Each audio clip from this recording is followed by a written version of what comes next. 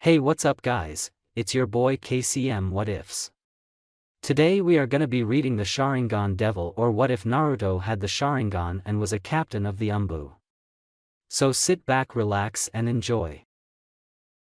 Next day, morning. The bright rays of sunshine slowly crept inside the previously dark room. A pair of red eyes suddenly snapped open in surprise when the light fell directly on them. Kurenai lazily stretched her body, as her eyes tried to adjust to the new source of light.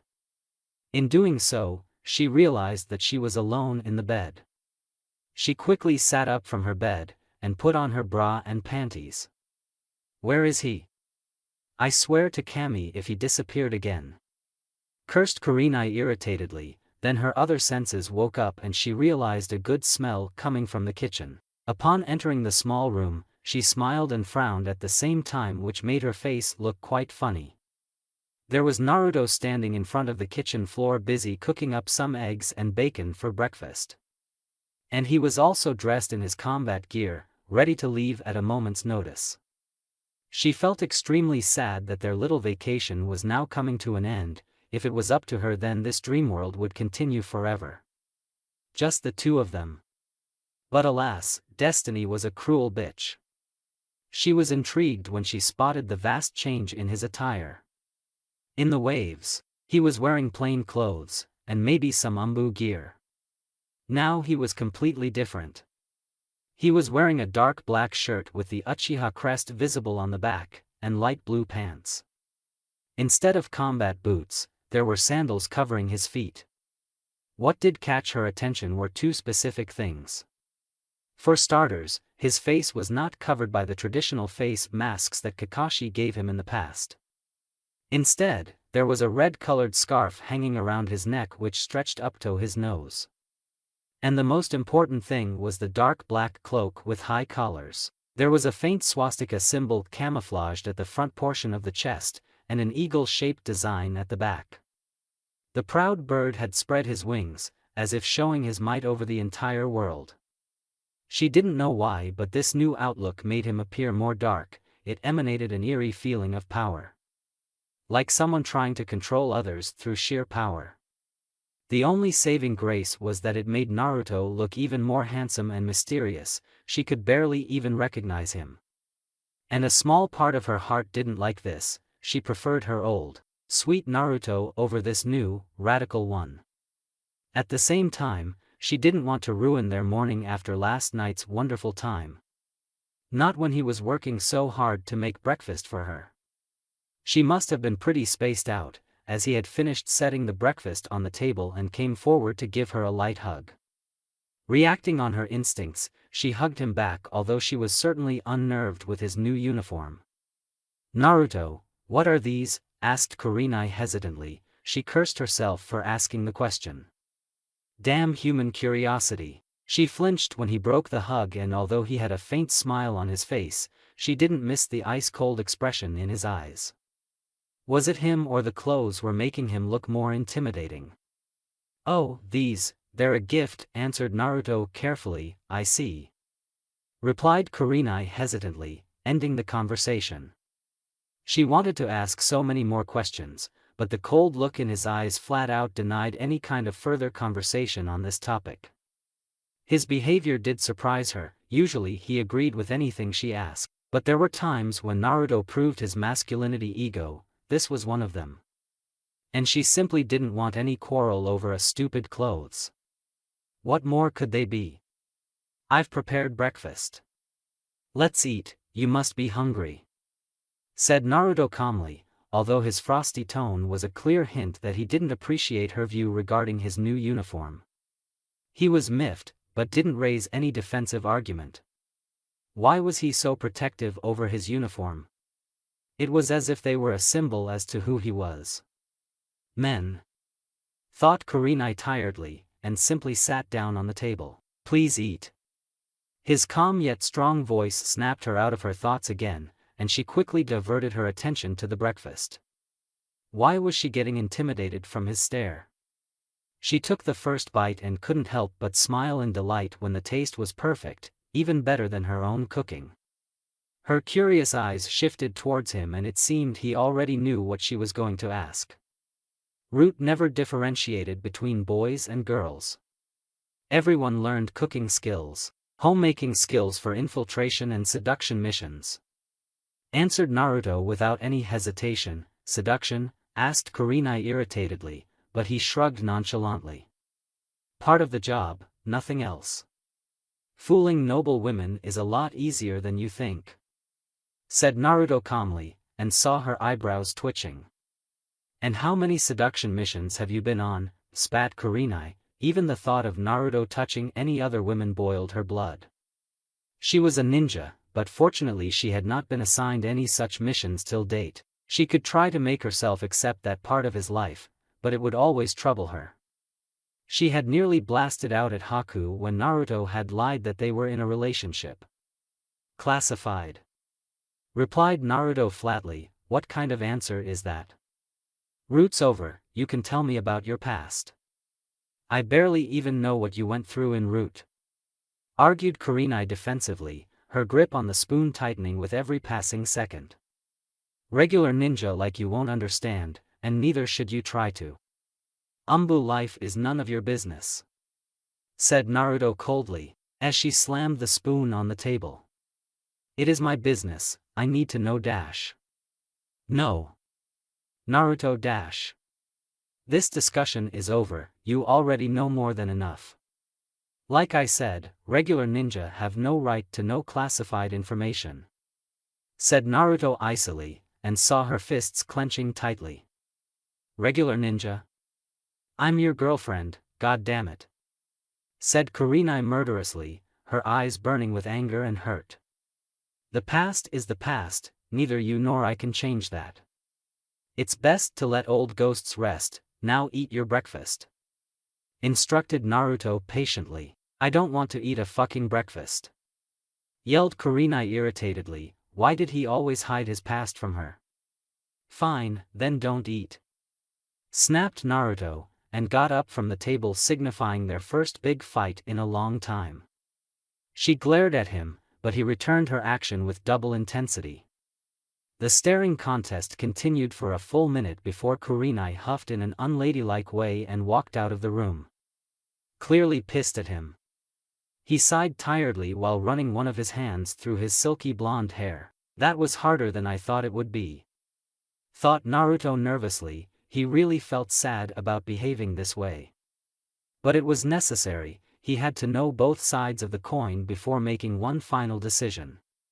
Tobi and Sasuke were right. She really had a lot of impact on his thoughts and in a way could be the one who could stop him from creating a revolution. No, Valkyrie must happen.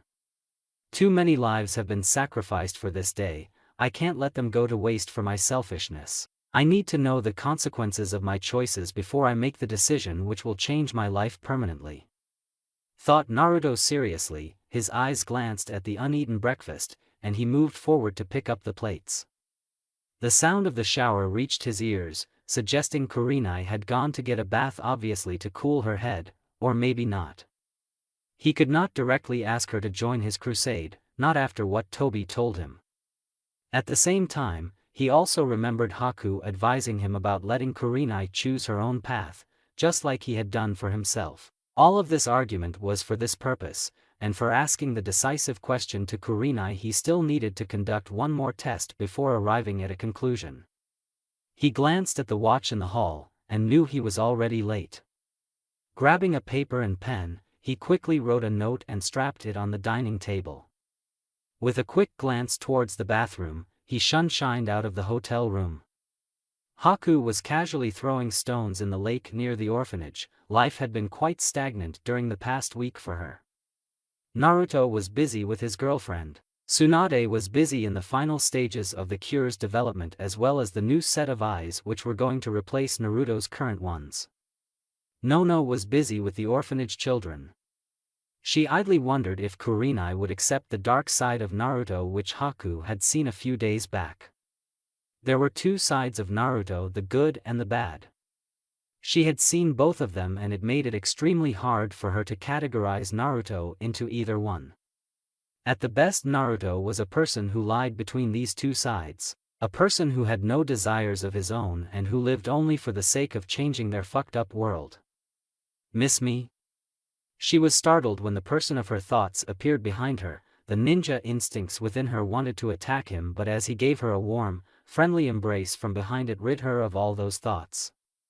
They were no longer strangers or accomplices. After her support during the Battle of Kaminojima, Naruto had decided to trust her. She became the first volunteer soldier for Valkyrie, and became his best friend and console. If only Kurenai was not in his life, then Haku could have.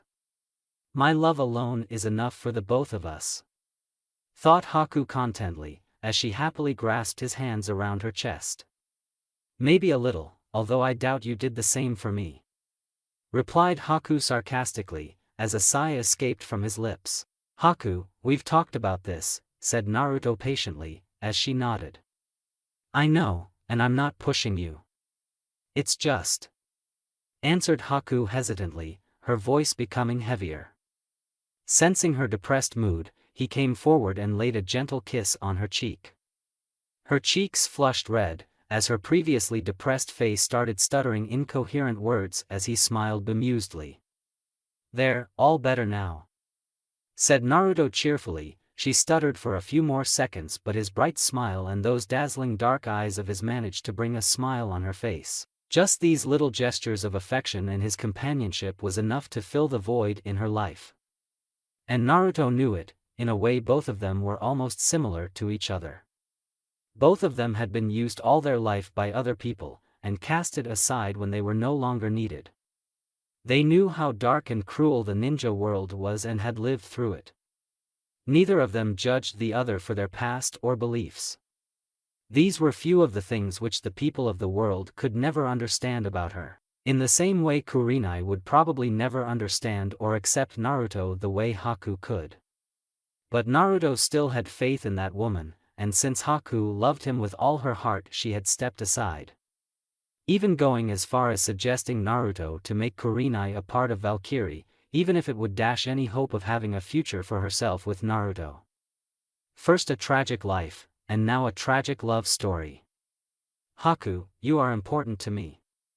More than you could imagine. I won't lie, there is something between us, but please don't push me. Don't make it any harder than it already is, requested Naruto politely. I understand. Did you talk to Kurenai about your cause? Asked Haku seriously, and saw the tired look in his eyes. There is something I want to test before asking her, kind of a mock examination on someone else. Kurenai has lived in the light of the ninja world all her life, while I've lived in the darkness just like you. Asking her to be a part of Valkyrie would be the toughest thing I would ever do. I'm not too optimistic either. She loves me, but she also has her own beliefs. I explained Naruto briefly, although she didn't miss the worried look in his eyes. He really wanted Kurenai to be by his side. At the same time, a part of him didn't, for the path he had chosen was not a noble or righteous one. You want to prepare yourself for her wrath, scorn, and disgust if she refuses to join you. You want to prepare for the worst, but who is similar to Kurenai?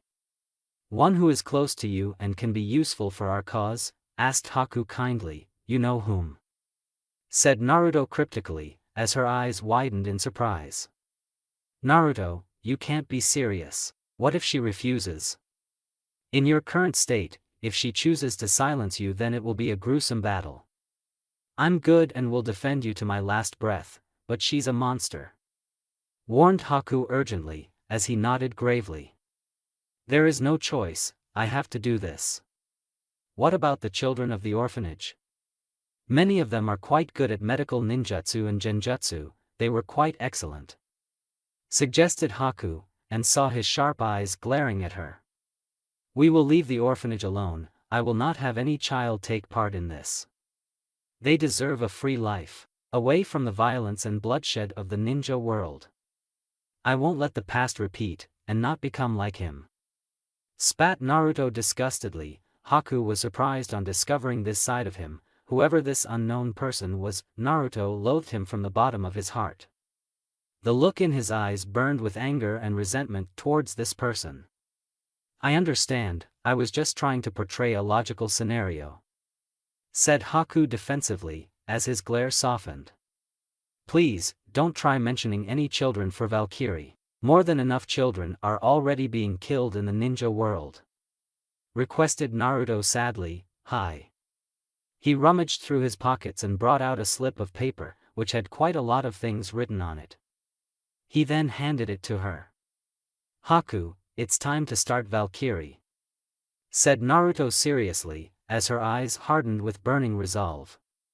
This was the moment she was waiting for, to prove herself to him. To be the one who supported him no matter the odds. Go to my secret base, observe the training of our army, hone your own skills. We make our first move within 1 month assuming I'm not killed first, said Naruto flatly, as she glared at him. You're sending me away? Before you ask her? You can't be serious, said Haku furiously. I have to do this alone, if we are to be ready in time. I need you to make the preparations, gather more recruits for our cause. Get supplies, weapons, money through any means necessary, ordered Naruto, as she raised any eyebrow. Any? Asked Haku curiously. The strong survive, the weak die, that's the motto of the ninja world. I think it's time they are given a bitter taste of their own medicine, said Naruto harshly, getting an affirmative nod from her.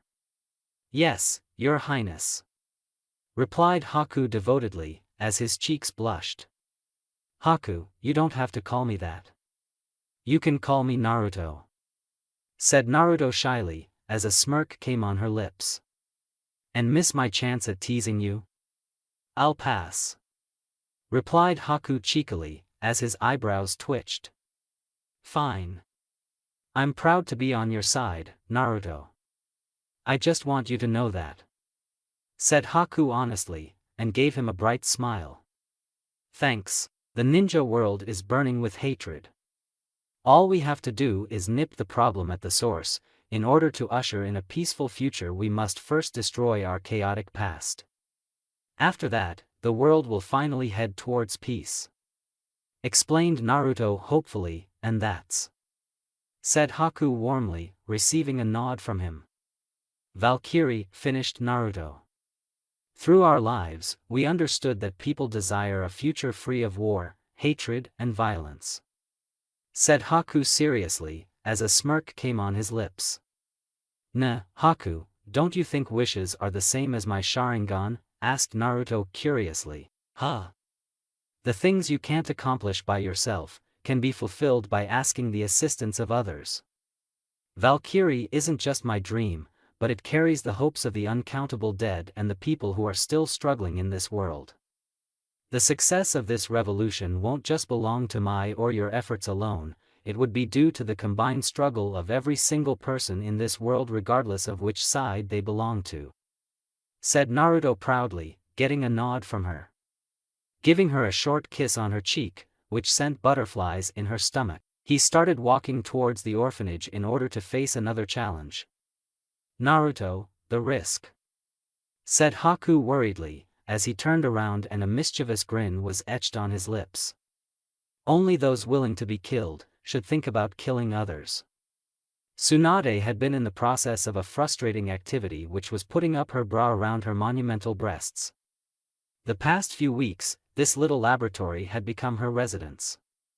Naruto was barely around, no orphanage children were allowed to visit this territory of the property. The only ones who ever came here were Nono and Haku, both females. Her room was kind of on the far end of the orphanage. Nono had insisted that she refrain from corrupting young children with her drinking endeavors. Things had gotten quite crazy when Naruto had handed her that marvelous sake bottle. She definitely needed to get the address of the bar store from the boy, hell she would pay millions to get a sip of that sake again. Her breath froze when the door to the room suddenly opened, and a familiar blonde walked in with a cigarette in his mouth. Her eyes widened to the size of dinner plates when she realized that she was only wearing khaki pants, while her chest was completely exposed with a bra lingering over her shoulder. If he was shocked, he didn't show it. Naruto merely raised an eyebrow as if getting a frontal view of G-cup breasts were a regular occurrence for him. Huh. Not bad. said Naruto casually, and went outside the room. She remained frozen in her spot like cold ice, but when a few seconds passed her entire face flushed red with anger and embarrassment. "Naruto!" yelled Tsunade at the top of her lungs, waking up every person in a 2-mile radius. Tsunade doubled over in sheer shock when he opened the door again and looked at her with a bored expression in his eyes. What the fuck was this kid? Jiraiya would have died to get a good look at even one of her boobs. "Need some help?" asked Naruto calmly, and watched her face change from red to pink, and many more. It was clear that his reaction to the mishap had clearly sent her into a state of shock, and he was sure the naughty young boys of the orphanage would certainly be doubling in this direction to help the big booby babe. Apparently, Jiraiya was not the only one who had a fetish for old, booby blondes. If only they knew that underneath the pretty face was a 52-year-old hag, although he refrained from stating that fact to anyone. Tsunade was as stiff as a rock, her breasts lying openly in front of his eyes. He simply walked forward, went behind her back and easily clipped the bra. Even adjusting the fabric around the giant mounds, no wonder she had trouble wearing inner clothes. Those things were fucking heavy. Then, just as if nothing had happened, he started walking back towards the exit when a cold hand was placed on his shoulder. The grip almost crushed his bones. Turning around, he came face to face with a mad Tsunade, who apparently had a demon glowing above her head. Her long, open blonde hair flowing wildly in the air. "What was that?" She said each word as icily and murderously as possible, and was unnerved further when the casual look in his eyes never changed for a second. "That was called helping a woman," answered Naruto calmly, as she roared in rage. Flick. She was surprised when he twisted his fingers and all her rage seemed to vanish, either through sheer surprise or something else. He turned around and looked her straight in the eye. "First, this is not a changing room but a laboratory. If you are really that conscious about your body, then this was not the right place for changing clothes. Second, I am not at all interested in you in any sexual or romantic way. You're my aunt and I care about you. This accident was unfortunate, yes. So either we can make a big deal about it or forget it completely, just a dark secret that we can take to our grave." Asked Naruto seriously. "How can you be so calm after?" said Tsunade in disbelief. She expected the boy to grovel at her feet for mercy like Jiraiya or even run away like her old teammate. Because giving this trivial matter unnecessary importance will only make it more awkward for us. This is not the first time I've seen a woman's beauty, and I never intended to let this event happen. Still, if it's not enough and if I've hurt your sentiments, then I apologize from the bottom of my heart," said Naruto sincerely, and gave her a short bow too. Tsunade was stunned. She wanted to pummel the boy into the ground, but the way he had explained the accident and his actions made it impossible for her to lay any punishment on him. He had not only pointed out her own fault, but apologized even if this accident was just an unfortunate event. He really was a crude strategist, a man who knew what he was doing and had plans within plans. A true mastermind. She could now understand why Hiruzen feared Naruto, as if he was a time bomb waiting to go off. Naruto not only possessed power but more than that, he had a brilliant mind, one which was more smarter than his own father Minato. "Don't do it again," said Tsunade hesitantly. She had to be the responsible adult since he had already apologized. "Damn that sneaky brat."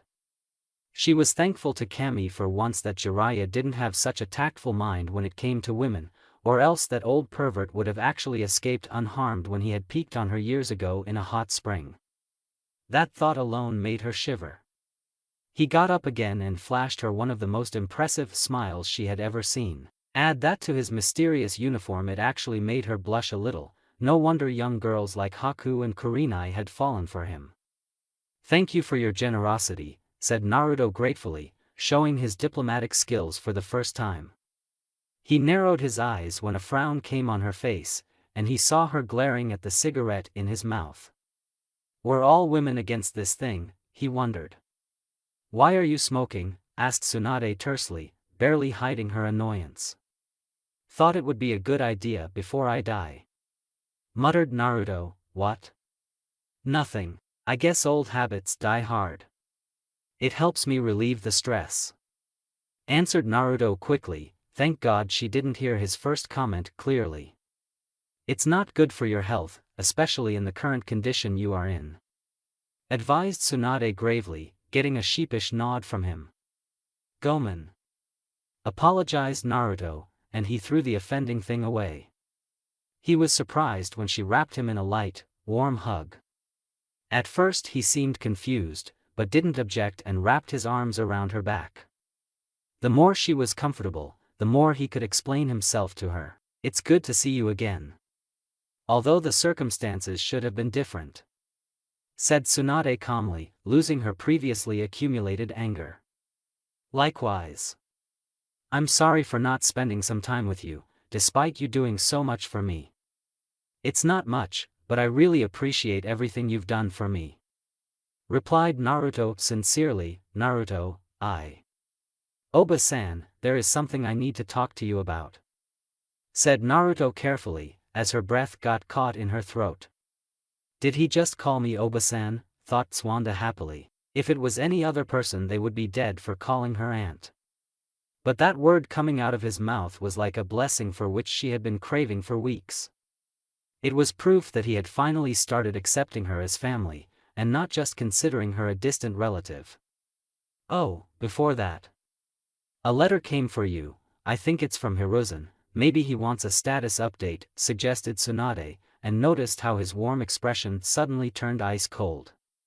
He turned away and walked a few feet away from her, as if being near her was harmful for his life itself. Oba-san, I'm not going back to Konoha. Said Naruto coldly, his eyes glancing across the room. Huh? What do you mean? Stammered Tsunade. She could not believe what she had just heard. She froze when his Manjikyu eyes activated and he looked her straight in the eye, showing his dark, evil side for the first time. I'm going to destroy Konoha.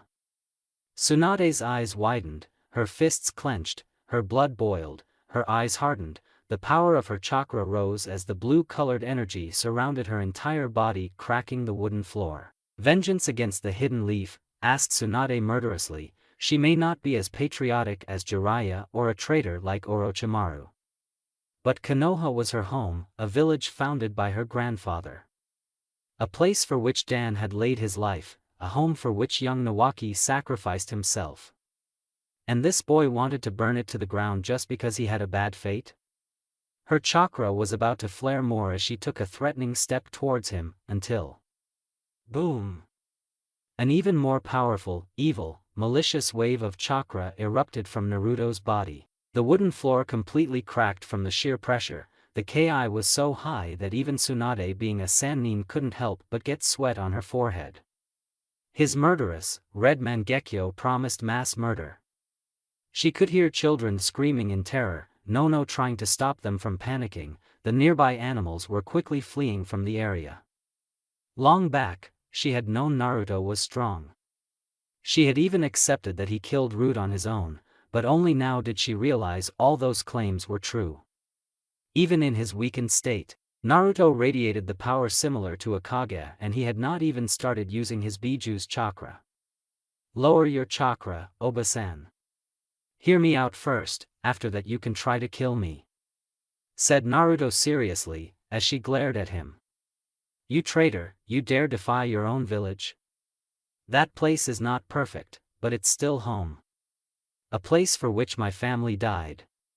Replied Tsunade furiously, and he looked at her disappointedly. How naive, if only you knew the real truth about Konoha.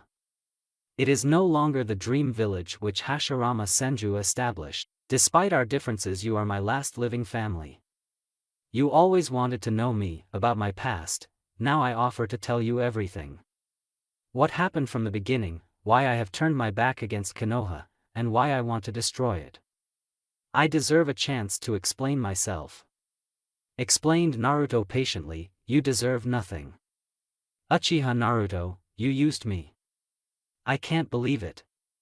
Said Tsunade sadly, as a few tears came in her eyes.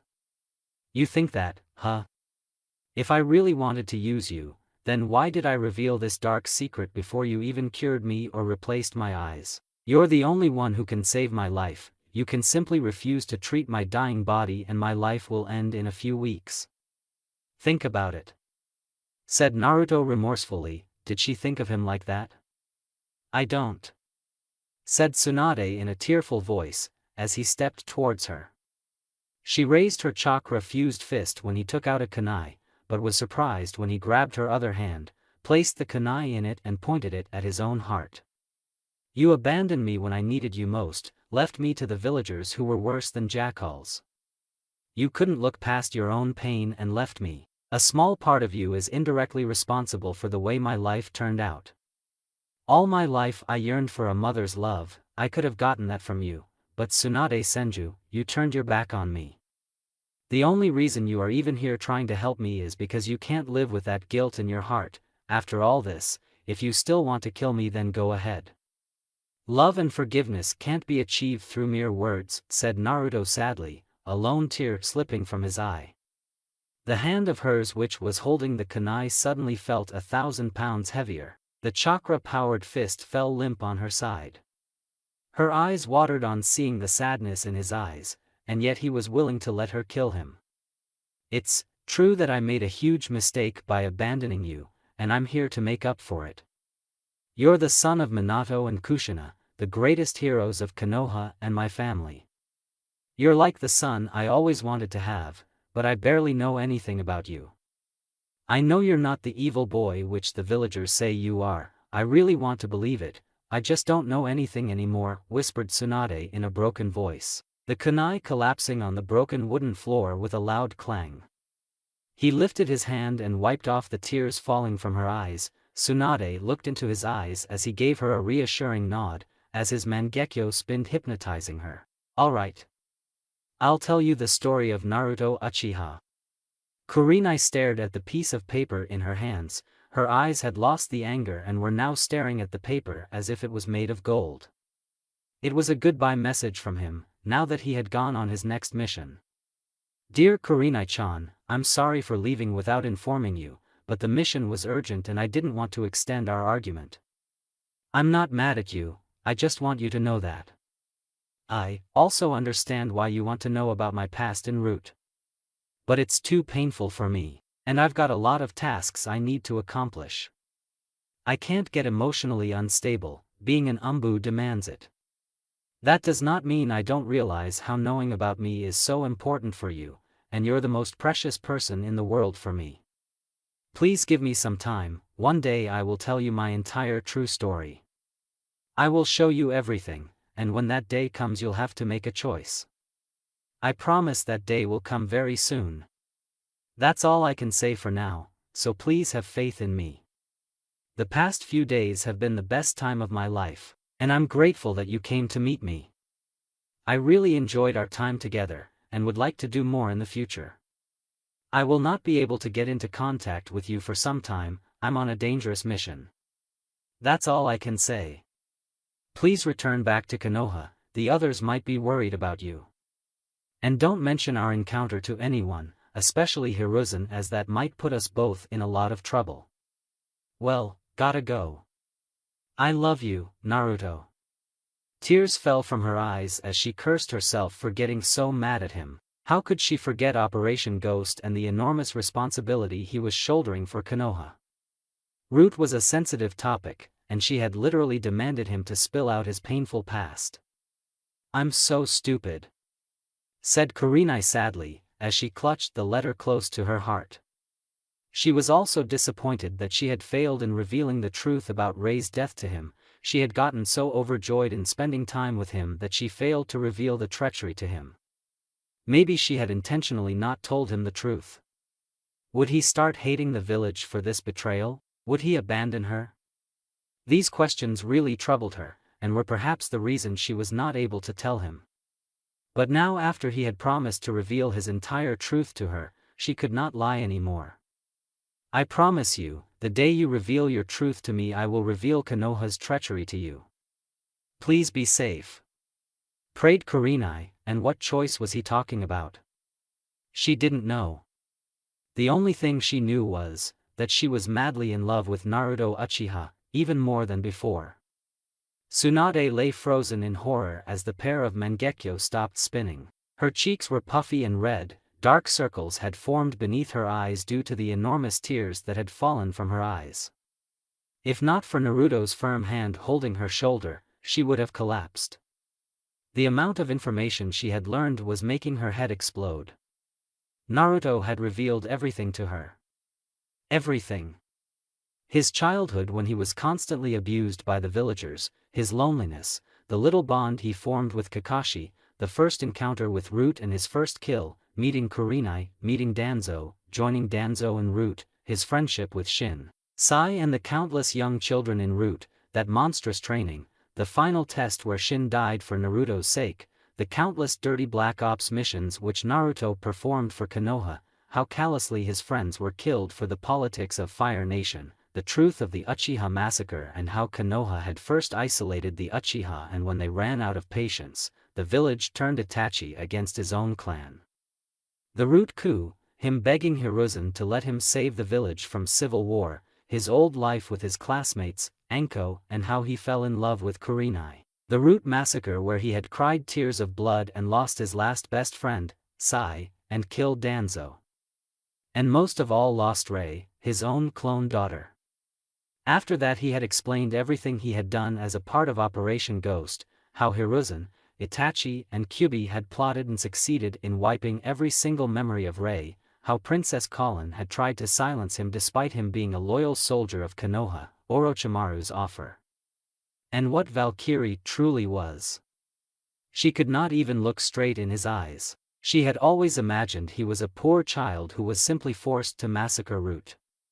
But now, for the peace of the Hidden Leaf Village, and most of all for my deceased best friends, I accepted dying being known as a criminal and a traitor. I accepted disgrace in the place of honor, and hatred instead of love, and yet the village, Hiruzen spat on the sacrifice of my friends. And that is the tragic story of mine, finished Naruto regretfully. Naruto, I'm so sorry, said Swanda tearfully, as he shook his head. Konoha is not what you think it is. The village has failed to become the peaceful home Hashirama wanted it to be. It reeks of corruption, betrayal, hatred, just like the ninja world. Now you know my truth, you know who I truly am beneath all these masks. I'm not fighting for revenge, I just want justice for my friends and create a world where more Narutos are not born. To end the cycle of hatred, that is Valkyrie, explained Naruto, as more tears fell from her eyes. I should have been there for you, if only I had taken you with me, then none of this would have happened, said Swanda shamefully, as she buried her tearful face into her hands. He took a deep breath and took a step towards her. If you still believe in Konoha, then you're free to go. I won't stop you, said Naruto in resignation, as she looked at him in shock. What? But your life. I won't betray my only blood family, you're one of the few people whose will I won't bend for my revolution. Just like I made my choices, I offer you the freedom to make your own decision. You have no obligation towards me, Tsunade Senju, I forgive you, said Naruto peacefully. Not a second later, she enveloped him in a fierce, motherly hug, even laying a few soft, affectionate kisses on his cheeks and forehead, as for the first time he felt a little glimpse of what a mother's love could be. You can go back to Konoha.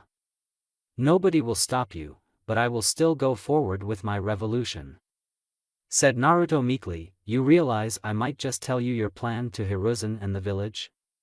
It would wreak havoc on your revolution. Why aren't you killing me? Asked Tsunade silently. I can't kill you, even if you tell my plan to Konoha, it won't stop my revolution. I will complete Valkyrie even if it kills me, it is the redemption for all my sins and betrayals, answered Naruto honestly. Do you really think you can do it?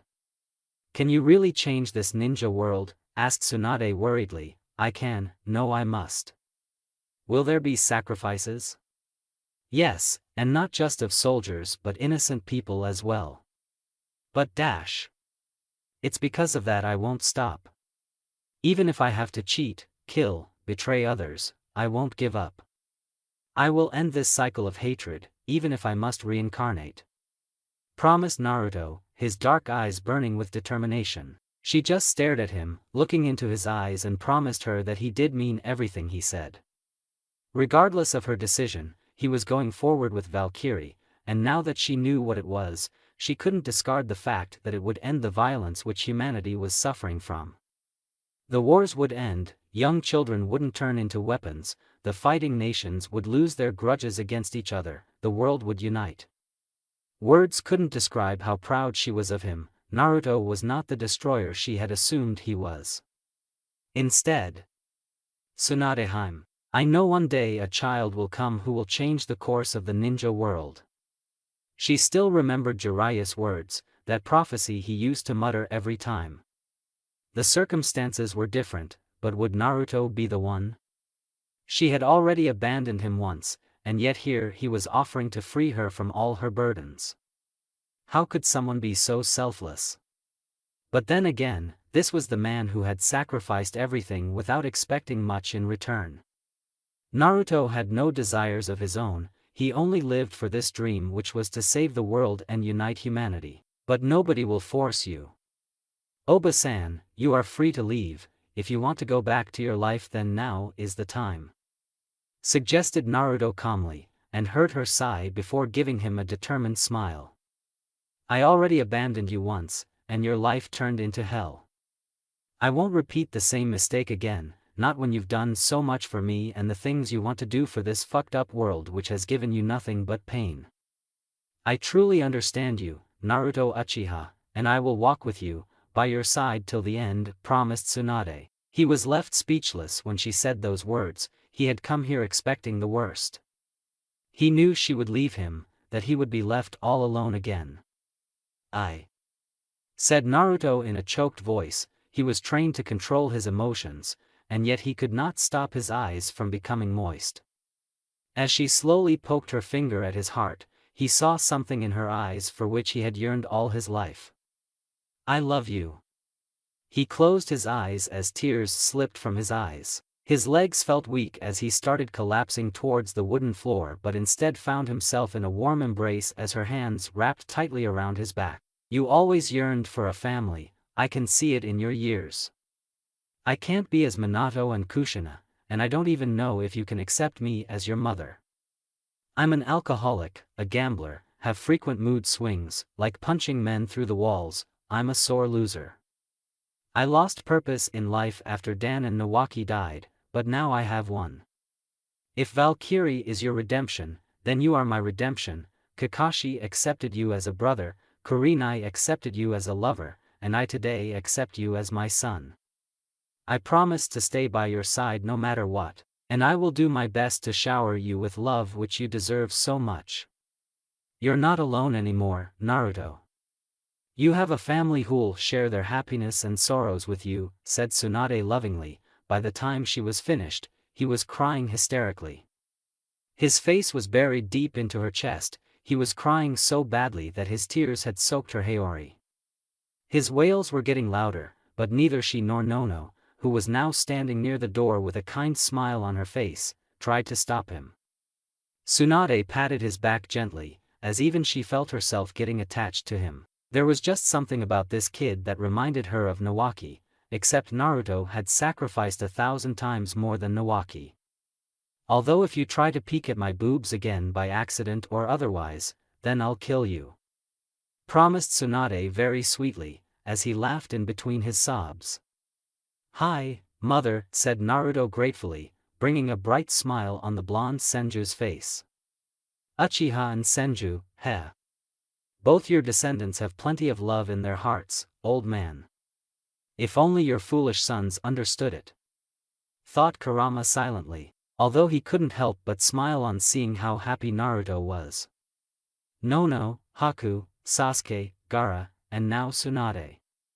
One by one, these people were slowly starting to fill the hole in his heart which was created by the horrible ninja world. And in the fox's eyes, if any human deserved happiness more than others, then it was Naruto Uchiha. Only a person who faced isolation all his her life could understand what Naruto was feeling right now, and nobody understood it better than Kurama, who had faced the same pain for centuries. Maybe, just maybe, he could also hope to get his best friend and family back one day. The fox saw Nono coming beside Naruto and resting her hand on his shoulder, flashing him one of her gentle smiles. "Well, you wanted a mother? You have two now, and we definitely don't want an unhealthy son," said Nono happily, getting a nod from Tsunade. "Get ready, brat. Because you're undergoing the longest operation and medical treatment of your life," boasted Tsunade proudly, and all Naruto could do in this moment was mutter the one word, which was always on a certain Nara's lips: troublesome. 3 weeks later. Orochimaru was currently not happy. The subject lying on his experiment table was another failure. His plans to destroy Konoha were currently at a stalemate since the Kyuubi brat had not joined them yet. Should he have tried to steal the forbidden scroll from Naruto during their meeting? No, the boy was too smart and sneaky. Orochimaru just had to be a little more patient. He had nearly perfected the most powerful jutsu in the world, but to make it undefeatable he needed the forbidden scroll. In a far corner of the room, Kabuto was glancing at a report in his hands. "Something about logistics." "Orochimaru-sama, when are you going to teach me that thing?" asked Kabuto quietly, although the Sannin didn't miss the irritation in his apprentice's eyes. "Patience, Kabuto. Science requires time," replied Orochimaru calmly. Boom. They were surprised when a violent blast rocked their entire base. Kabuto quickly ran towards a table and activated several screens showing video footage of every corner of the base. Orochimaru narrowed his eyes dangerously when every single corner of his base was being raided by soldiers. Hundreds of them. It was a bloody invasion force, who were killing every single defender who tried to stop them. No prisoners, no mercy. Just one look at the enemy soldiers was enough to send a cold chill down any normal person's spine. All the enemy soldiers were dressed in crisp black full-sleeved shirts and dark black pants. They were wearing strong combat boots. Every soldier's face was covered by black-colored gas masks with 2 breathing holes on each side of the face. The death masks had 2 large eye spots on it which glowed bright red in color. It was as if the warriors were raised from hell and their demonic red eyes were glaring at their enemies. The most noticeable feature was the proud red armband with a swastika symbol on it. Every soldier was wearing a metallic helmet on which was the symbol of a proud eagle which had spread its wings widely. The soldiers were armed with swords and shields, and they moved with such coordination that not even a single Odo shinobi was able to stop them.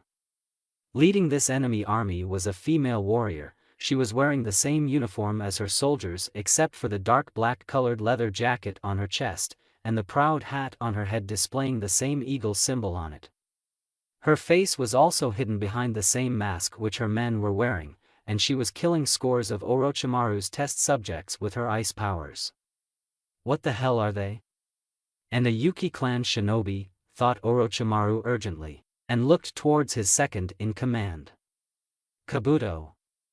The boy didn't need any more instruction, as he grabbed his battle gear and charged out of the room in order to stop this deadly army. If there was anyone who could stop them, then it was that boy. Meanwhile, Orochimaru started destroying important data files. "What are these monsters?" asked the Sannin furiously. "The First Reich."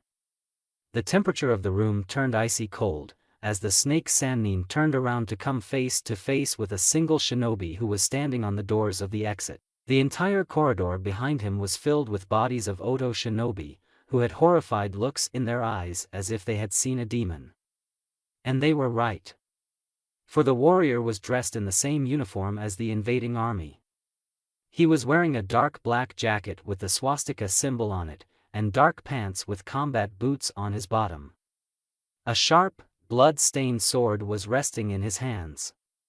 His face was covered by a gas death mask, and he was wearing the same officer's hat with the eagle symbol on top. However, the most terrifying thing about him was not his intimidating uniform or the blood-stained sword, but The murderous pair of Mangekyo eyes that were the shape of thunderbolts, as if lightning was permanently embedded in those eyes.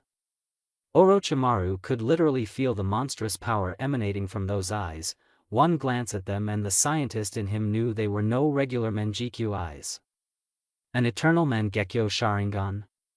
Could it be Itachi, thought Orochimaru cautiously, as that boy was the only one who got so close to killing him during their past encounter. But the person standing before him made Uchiha seem weak. Orochimaru could sense the endless chakra in this person's body. He was a fucking time bomb, waiting to explode.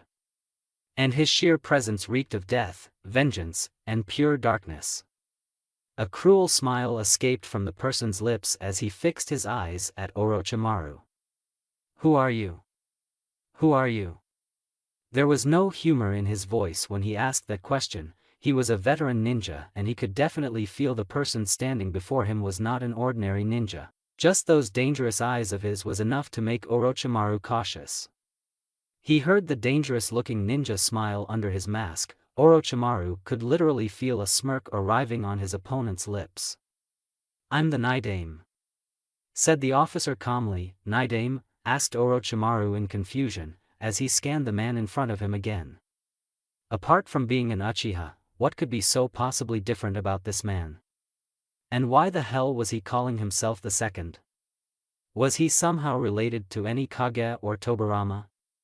Regardless, a creepy smile came on the old Sanin's face when Kabuto emerged from one of the corridors with a horde of his test subjects, his pet standing right in front of the invasion force. Most of the men on Kabuto's side had horrible faces, more akin to zombies. Their skin was extremely pale, their organs in weird shapes, their teeth were more like canines and nails as long as animals. Black-colored marks engrossed their bodies, even if they hissed in pain. As expected, they can't sustain the cursed seals branded on them. Disposable pawns, thought the officer, and shook his head disappointedly. "You were quite bold to attack my stronghold, but I'm afraid you don't have the sufficient soldiers to overcome my unbeatable army. These men have craved for blood and gore for weeks, and your soldiers shall be their feast," said Orochimaru wickedly, a mad grin etched across his lips. "Then may I talk to my men one last time if you please?" asked the officer calmly, as Orochimaru studied him.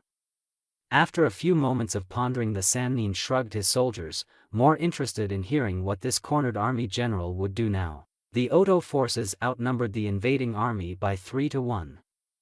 The dangerous military officer stepped towards the screens and pressed a button, as the speakers in the corridors came alive. "SS Guard."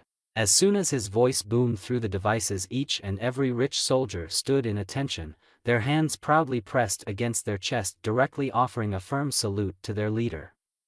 Even Orochimaru was a little startled with the discipline of the enemy soldiers. "The enemy outnumbered us 3-1, good odds for any soldier of our glorious fatherland. Today, we rescue this dying world from evil and tyranny and usher in a future brighter than anything we can imagine." "To victory!" yelled the officer passionately. "Yahoo! Yahoo! Yahoo!" 500 roars echoed at once. A volley of swords and shields raised high in the air as the army pointed their weapons confidently towards the large horde of deformed monsters. A strong defensive line was formed with the lady officer at front. "For Caesar!" yelled the girl proudly. The SS Guard stood confidently beside each other, every soldier supporting the man in front of him and the brothers on his sides. No fear. No hesitation. Their eyes yearning for the blood of the now nervous monsters in front of them, their swords and spears anxious to taste more monster blood. Orochimaru gritted his teeth when the man known as Caesar turned towards him, and despite the mask he could feel the confident smile arriving on the man's lips. "You see, old friend, I brought more soldiers than you," said Cesare proudly. "Have we met before?" asked Orochimaru suspiciously, and literally froze when Cesare unveiled his mask a little. "You?" said Orochimaru in horror. "How was this possible?" This. Naruto Uchiha, pleased to meet you," introduced Naruto confidently, as Orochimaru laughed madly. Interesting developments. I never could have guessed in my wildest dreams that you could be a descendant of the elite Uchiha clan. You are not even worthy of having a Sharingan, your skills are moderate at best. Tell me, where did you get those eyes from? Asked Orochimaru bemusedly, but Naruto simply shrugged nonchalantly. Your pride and overconfidence in your skills will spell your end today, but don't worry, I'll accomplish your little wish of destroying a certain village. Said Naruto confidently. Oh, so you are an enemy of Konoha. Then why not join me? I'm sure we can use those eyes of yours. Slam. He spat a mouthful of blood as a devastating kick was planted straight on his chest, crushing each and every one of his lungs while sending him sailing straight through the roof, creating a giant hole in the ceiling. As he crashed on the barren grass above his base, he tried to digest what just hit him. It was a bright flash. A dark black-colored flash. His attacker also emerged from the ceiling and was now standing in front of him. The murderous death mask now did manage to send a threatening message to the injured Sannin. I'm disappointed, Orochimaru. You truly do not live up to your reputation, or does your frail body not support you any longer, taunted Naruto, and for a moment he saw the man flinching. He focused his eyes more closely and what he saw made him want to throw up instantly. A creepy smile came on the scientist's face as he got back on his feet. His previously twisted torso slowly realigned itself, the broken bones mending at an unnatural speed. You freak! Cursed Naruto furiously, making the Sannin laugh. Now, you see the power of science. I underestimated you, boy. However, you're still far too young to defeat me. I'm a Sannin. I've already sent distress signals to all my nearby bases. My soldiers will be arriving any minute to crush your passionate army. Said Orochimaru confidently, but frowned when Naruto laughed. I wouldn't be so sure about that. Last I remember I unleashed a certain blonde monster on your bases. She has quite a nasty temper, plus she had quite a lot of sake before going on a rampage. Those poor souls. Said Naruto bemusedly, as Orochimaru's eyes widened in shock. It can't be, not her. It's impossible, yelled Orochimaru defiantly. I believe a Sannin is more than enough to deal with your useless pawns. As for you, I'll show you what a true master of the Sharingan can do. Said Naruto furiously. Is that so? Asked Orochimaru sinisterly, as Ki started erupting from his body. By the time I'm done with you, I'll make you experience every single agony you made your victims go through. This will be my tribute to Anko, whose life was ruined due to your heinous crimes. Said Naruto bitterly. The mere thought of the pain this man made that woman go through boiled his blood. He was an enemy of Konoha now, but it didn't change the fact that he still cared about his friends and family. Especially his old Team 7 and Kakashi.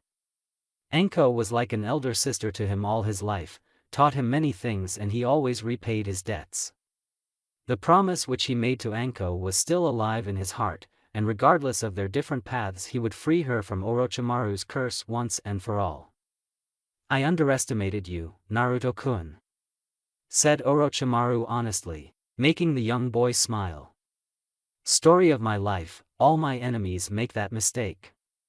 Even veteran scientists like you are mere humans. Taunted Naruto, as Orochimaru's eyebrows twitched. You have quite a loud mouth, naughty boys must be taught a lesson. An entire handful of poisonous snakes emerge from one of the Sannin's sleeves and leap towards the blonde boy in front of him. The venomous creatures hissed angrily, their fangs eager to taste the blood of the enemy and fulfill their master's wishes. You're annoying. Said Naruto distastefully, as he flicked his hand. Slash. Showers of blood and gore flew across the entire area as every single snake was sliced to tiny pieces. The creatures cried in horror as their lives were stolen mercilessly. A wind user, interesting. Said Orochimaru curiously. In truth, he was now starting to consider his opponent seriously. His snakes were sliced up before they got even 10 feet in Naruto. The boy simply flicked his hand and the wind obeyed his command, as if he was a god. That kind of manipulation mastery takes years and only a handful ninja around the world could claim such a feat. It seems you're not taking things seriously, then let's give you a glimpse of who you're truly up against," said Naruto furiously, and clasped his hands together. Crack. Boom. Slash. Grass splintered, trees were sliced apart, boulders crumbling to little stones, unfortunate birds and animals suffocating due to the monstrous pressure and collapsing dead to the ground like flies. The entire dense forest rumbled with the power radiating from the boy's body. Horrible cracking noises echoed in the area as he twisted his knuckles, his entire body shrouded in reddish-blue colored chakra. His murderous eyes glaring at Orochimaru. "Today, I must start lifting the curse which was placed on Hachiman. As the true heir of the god of war, I must bring stability to this war-torn world," thought Naruto. Orochimaru crossed his hands in a familiar hand seal and 6 replicas of him appeared around him. All of them glaring at Naruto with their slithering tongues.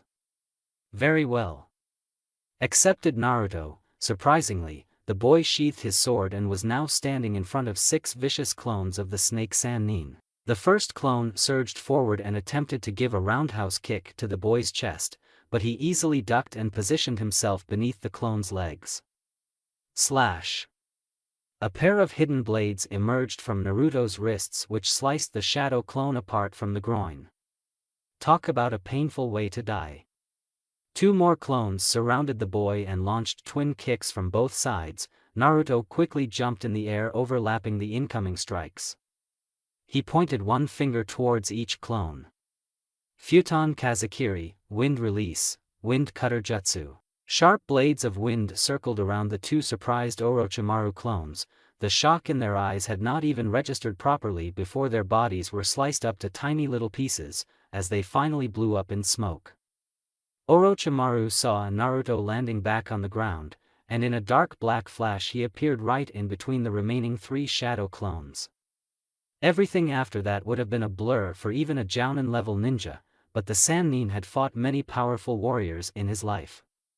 He had even fought alongside Minato Namikaze on a few occasions, and as scary as it was to admit his son was equally fast. His taijutsu lacks power, but totally relies on speed and quick reflexes. "It's my Hibi style, curse you Anko," thought Orochimaru bitterly, as he understood why Anko was so close to this boy's heart.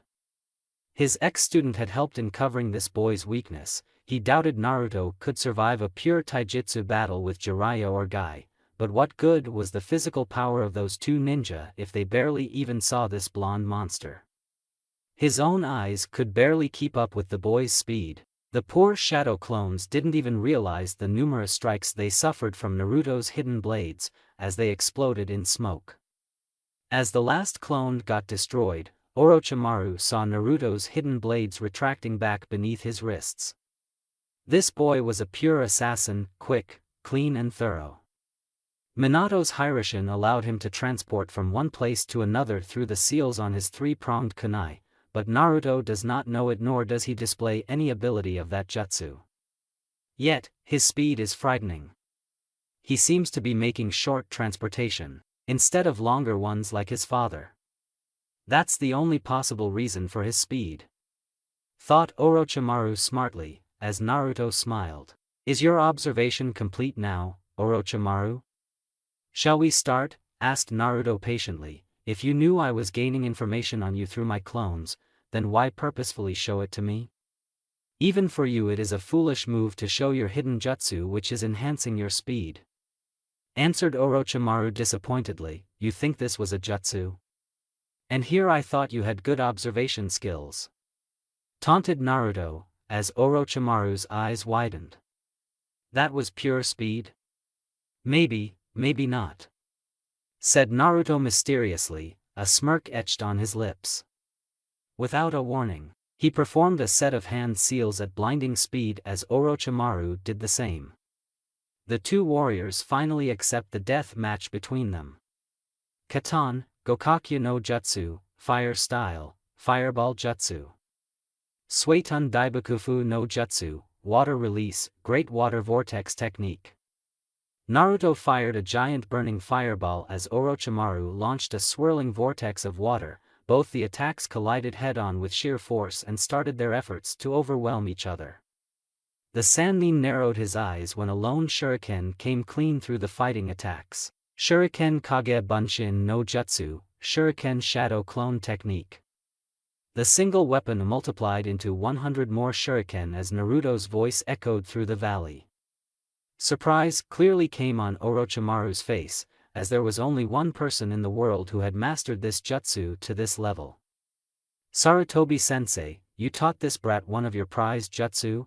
Thought Orochimaru irritatedly. Just how many more people had trained this boy in various ninja arts?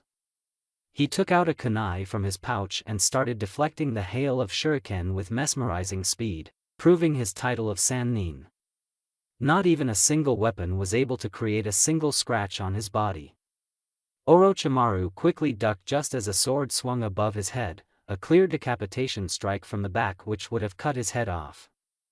Twisting his body, he swirled around and stabbed his kunai clean through a shocked Naruto's heart. Game over, Naruto-kun, said Orochimaru wickedly. The Otokage frowned when Naruto's body started dispersing in a flock of crows, and only then did the Sannin realize what was happening. Boom! The crows exploded themselves in a suicidal move, engulfing everything in a raging inferno in a 30-meter radius. Naruto calmly stood in the middle of a burnt field, his eyes focused on his right side. You can come out now, said Naruto patiently, and right on cue Orochimaru rose from the ground like a zombie. The Sannin was alive and was mostly unharmed, except for the burn marks on his right hand. They were quite nasty, and looked more disgusting when the freak licked some blood from that wound. You can make crow clones? And even make them explode on will, maybe you're not that boring, jabbed Orochimaru. I was a student of Hitaki Kakashi and many more exceptional shinobi. From them I learned a lot of things, which I will use today to end your life, promised Naruto. Bold words. Naruto instantly brought his arms above his head to form an X, as Orochimaru appeared above him and tried to smash his skull with a powerful kick. When the first strike was blocked, the Sannin did a flip and tried to stab Naruto from behind, but a quick elbow from the boy sent him sailing into a nearby tree. He was not given any time to recover as Naruto attempted to give a roundhouse kick on his chest, but Orochimaru caught the boy's leg. He tightened his grip with the intention of breaking the limb, but coughed up blood when a hidden blade emerged from Naruto's combat boots and stabbed him clean in the stomach. With a quick kick to the face with his free leg, Naruto backed away from Orochimaru, who was now glaring murderously at him. The wound on the man's stomach was leaking blood profusely, but he knew it was not enough to silence his opponent. He nearly puked when Orochimaru summoned a sword from inside his body, and he sensed Kurama trying hard to form a connection.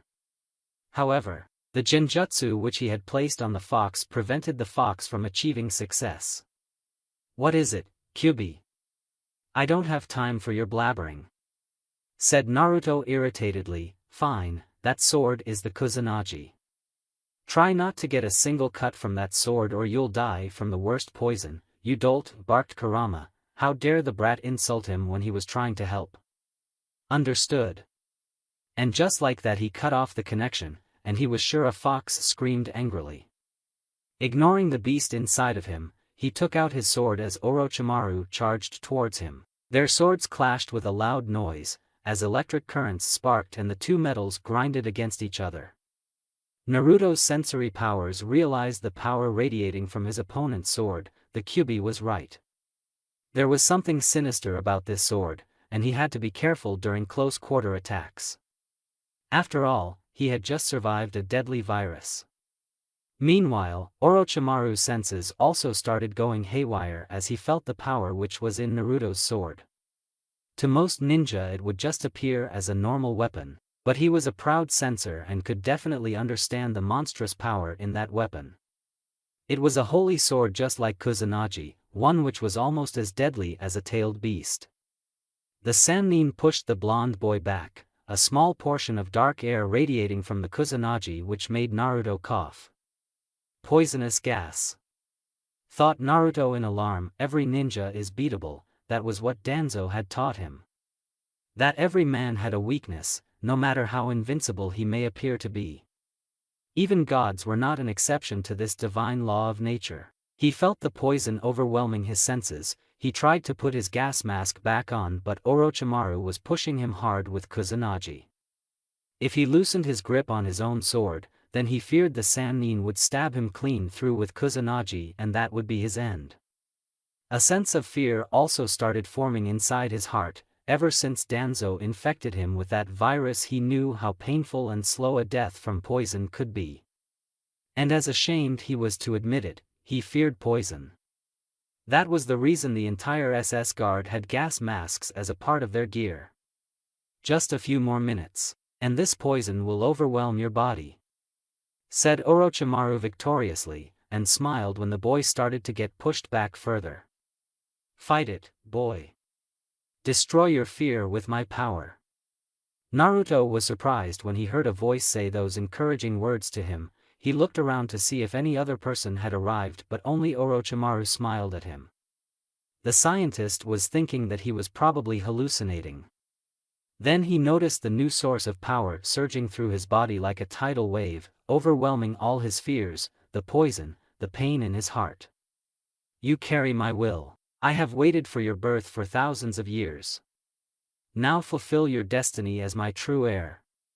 His eyes shifted towards his sword, Ryujin Jaka. The blade was whispering to him, no, it was not the blade. He finally understood the reason behind everything: his pain, his ambition, his love, his fear, his monstrous power. Why was he always so different from others around him? Why did nobody understand him completely?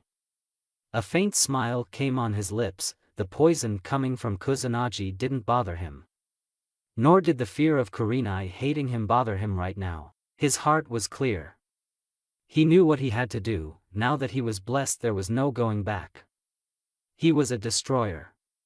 Boom!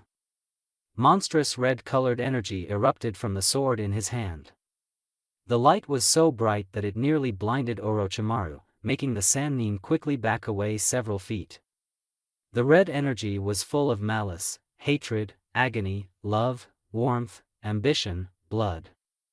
As he tightened his grip on the sword, the swirl of energy gathered around him, forming a protective cloak. The power inside his body exploded. He had never felt this much alive. He doubted even the Kyuubi's power could be greater than this, and the Biju was the strongest beast of the world. The cries of millions of dead flowed in his ears, the people that had been killed by this sword. He now understood why Shin. You're right, Uchiha Naruto. Your best friend died for the greater good. Stop blaming yourself for his death. His sacrifice has finally made my sword reach its true wielder. Follow your path with conviction and courage. Bring the stability to humanity which was stolen, that is your destiny. The voice died, but the power radiating from the sword continued coursing through his body. And judging from the terrified expression on Orochimaru's face, the Sannin was now aware of the power in front of him. Where did you get that? Asked Orochimaru murderously, as Naruto smiled. A friend gave it to me, answered Naruto calmly. Impossible, this weapon has been missing for thousands of years, even people who claimed to find it could never master its power. You're not worthy of this power, insulted Orochimaru, making Naruto sigh. You're not listening, I already told you. The talking is over, roared Naruto. Orochimaru was baffled, and the boy removed his shirt and tossed it aside, leaving him bare-chested. The glow of his sword changed from bright red to bright yellow, and even more power erupted from it and was merging with the power inside Naruto's own body.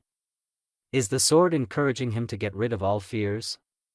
To face Kusanagi without any hesitation, thought Orochimaru in alarm. Reduce the whole creation to ashes, Ryujin Jaka, said Naruto darkly. In a bright yellow flash he emerged right in Orochimaru's face, as the Sannin used all his energy to sidestep away. Natajiri, flash strike. Naruto slashed his powerful weapon in a horizontal arc, and the shock wave that was generated shattered an entire column of trees. Orochimaru hissed in pain as even though he had avoided getting sliced in half, the edge of the sword had nicked him on the side. The entire portion of his body erupted with burn marks and blood spatters. Curse this, what the hell, thought Orochimaru in pain. Naruto started attacking him relentlessly by launching a series of deadly strikes with his sword. Some Orochimaru parried, some he avoided. Some grazed his skin, destroying more parts of his body. Of all the powers in the world, why did this boy inherit the most powerful one? The Sannin heard the cries of his soldiers down in the base, which only meant Naruto's army was crushing his forces, and if those crazy soldiers surrounded him with Naruto in this state, then it was all over for him. One thing was made clear to him today: Naruto was a monster in every sense. A freak of nature possessing divine powers, and it would take more than tricks to defeat him. And if Tsunade was really destroying his bases, then it was really bad.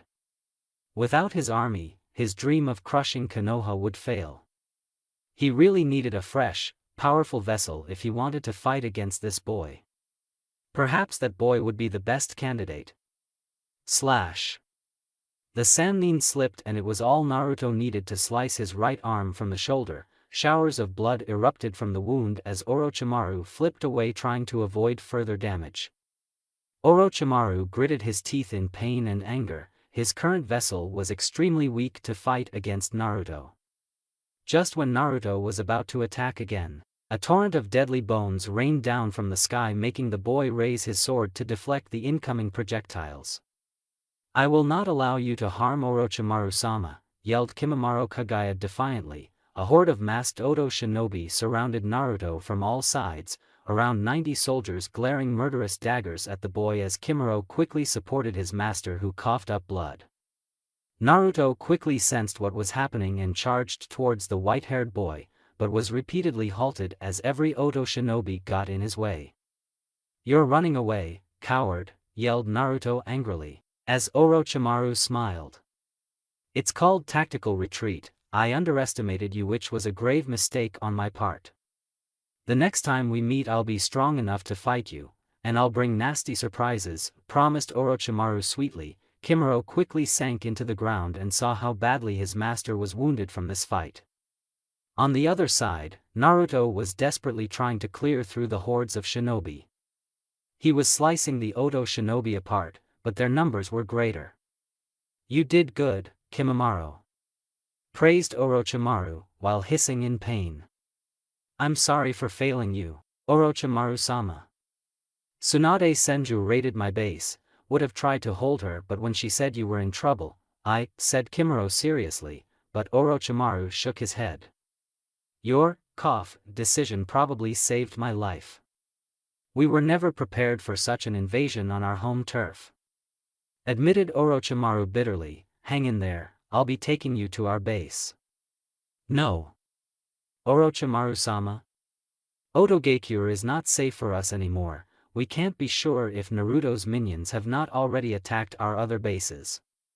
We need to lay low for a while," explained Orochimaru seriously. "Where to then?" asked Kimimaro devotedly. "Fire Country. It seems I'm gonna need some new friends." Haku hastily emerged from the broken ceiling of the now destroyed base, hundreds of Reich soldiers behind her ready to support their leader. They certainly didn't expect Naruto to be standing alone in a destroyed battlefield, gazing intently at the sword in his hands. "Caesar?" asked Haku hesitantly. He didn't register her voice for a moment, but when she called again he came back to his senses. As he looked towards the eager looks in the eyes of his soldiers and Haku, he regained his posture and looked at them confidently. "Report," commanded Naruto. All enemy forces were neutralized. Unfortunately, the enemy leader, whom we identified as Kabuto, slipped away in the cover of his men," said Haku bitterly. "Orochimaru?" asked one of the soldiers, but regretted asking that question. "I'm sorry, guys. The freak gave me the slip, but we'll get him next time," said Naruto sheepishly, as a few Reich soldiers chuckled. Haku couldn't help but smile. This was one of the reasons why she was willing to follow him. Why was she so madly in love with him? These soldiers were once captured men who Naruto subdued to his will. It was a crime. But Naruto never treated them as disposable pawns like Orochimaru or Kabuto. He made sure these soldiers felt at home and remained a family. He simply needed to command these men, but he went out of his way to keep them happy and alive. Both of them knew it was not much and would never make up for forcefully bending these people's wills for Valkyrie. What they could do was treat them as family, and Naruto was doing a good job at that. Kabuto. How could a leader abandon his men to die? Kabuto had just registered himself on Haku's shit list. We got what we came for, the other main base is also ours. I just received the message from Tswanda, declared Naruto, as the SS guard erupted into roars of victory but quickly shut their mouths when they saw Naruto was still standing in front of him. As the sunlight fell on his handsome face, the smile which came on his lips instantly lifted her spirits. The fatigue from the battle, the little anger she felt towards Kabuto all washed away in the shadow of that smile.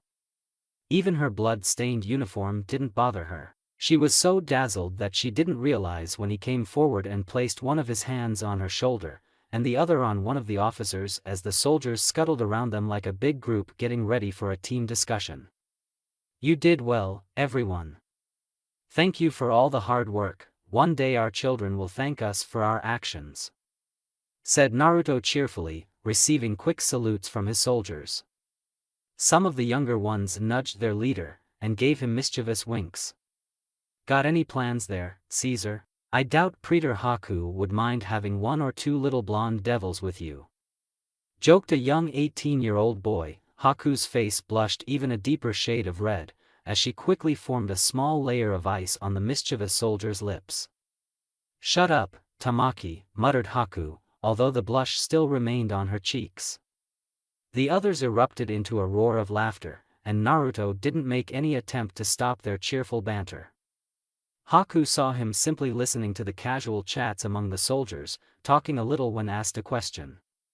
But overall, he was just happy to be in the group. In battle, he was the leader and all these soldiers, including her, obeyed his command.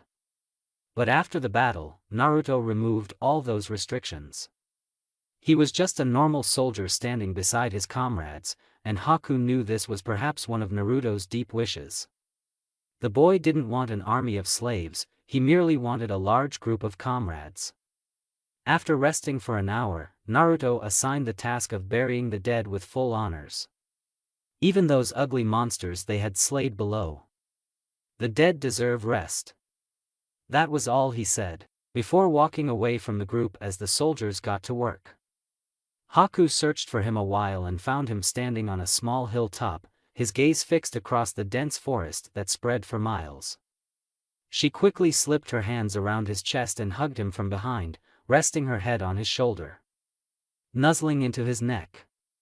How many did we lose? Asked Naruto sadly. Kabuto killed 6 of our soldiers. I'm sorry, Naruto. I should have dash. He gently grasped her hand and raised it to his lips, leaving a tender kiss on her skin, reducing the guilt formed in her heart. You did good back there, their deaths were not your fault.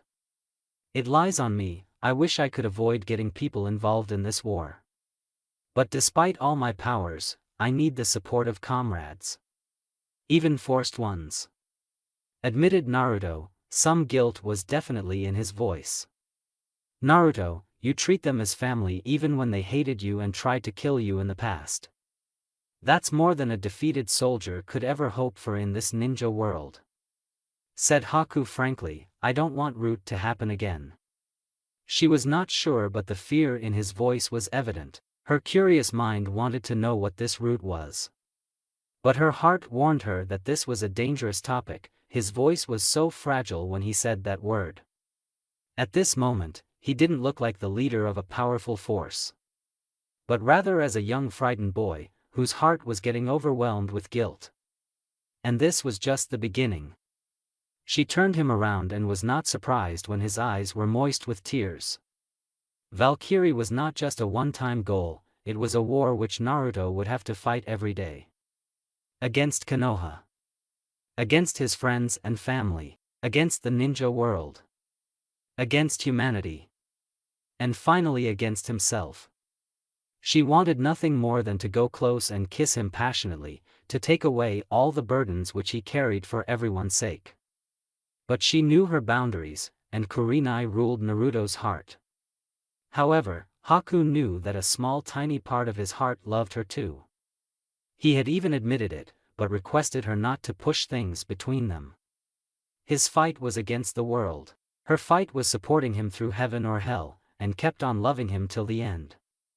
He blinked when she came forward and placed a loving kiss on his forehead, and he didn't push her away or show any discomfort. Haku leaned back and bumped her forehead against his, her shining eyes refilling his depressed gaze with happiness and hope. "There, all better," mimicked Haku, just as he had done the same for her. He smiled and embraced himself in a bear hug which she happily gave. He would not admit it aloud. But she had become an inseparable part of his life, just as Kurenai. "Thanks." 2 days later. Tayuya grumbled irritatedly, and around her stood several more ninjas. Oto's elite officers, leaders of their militia force.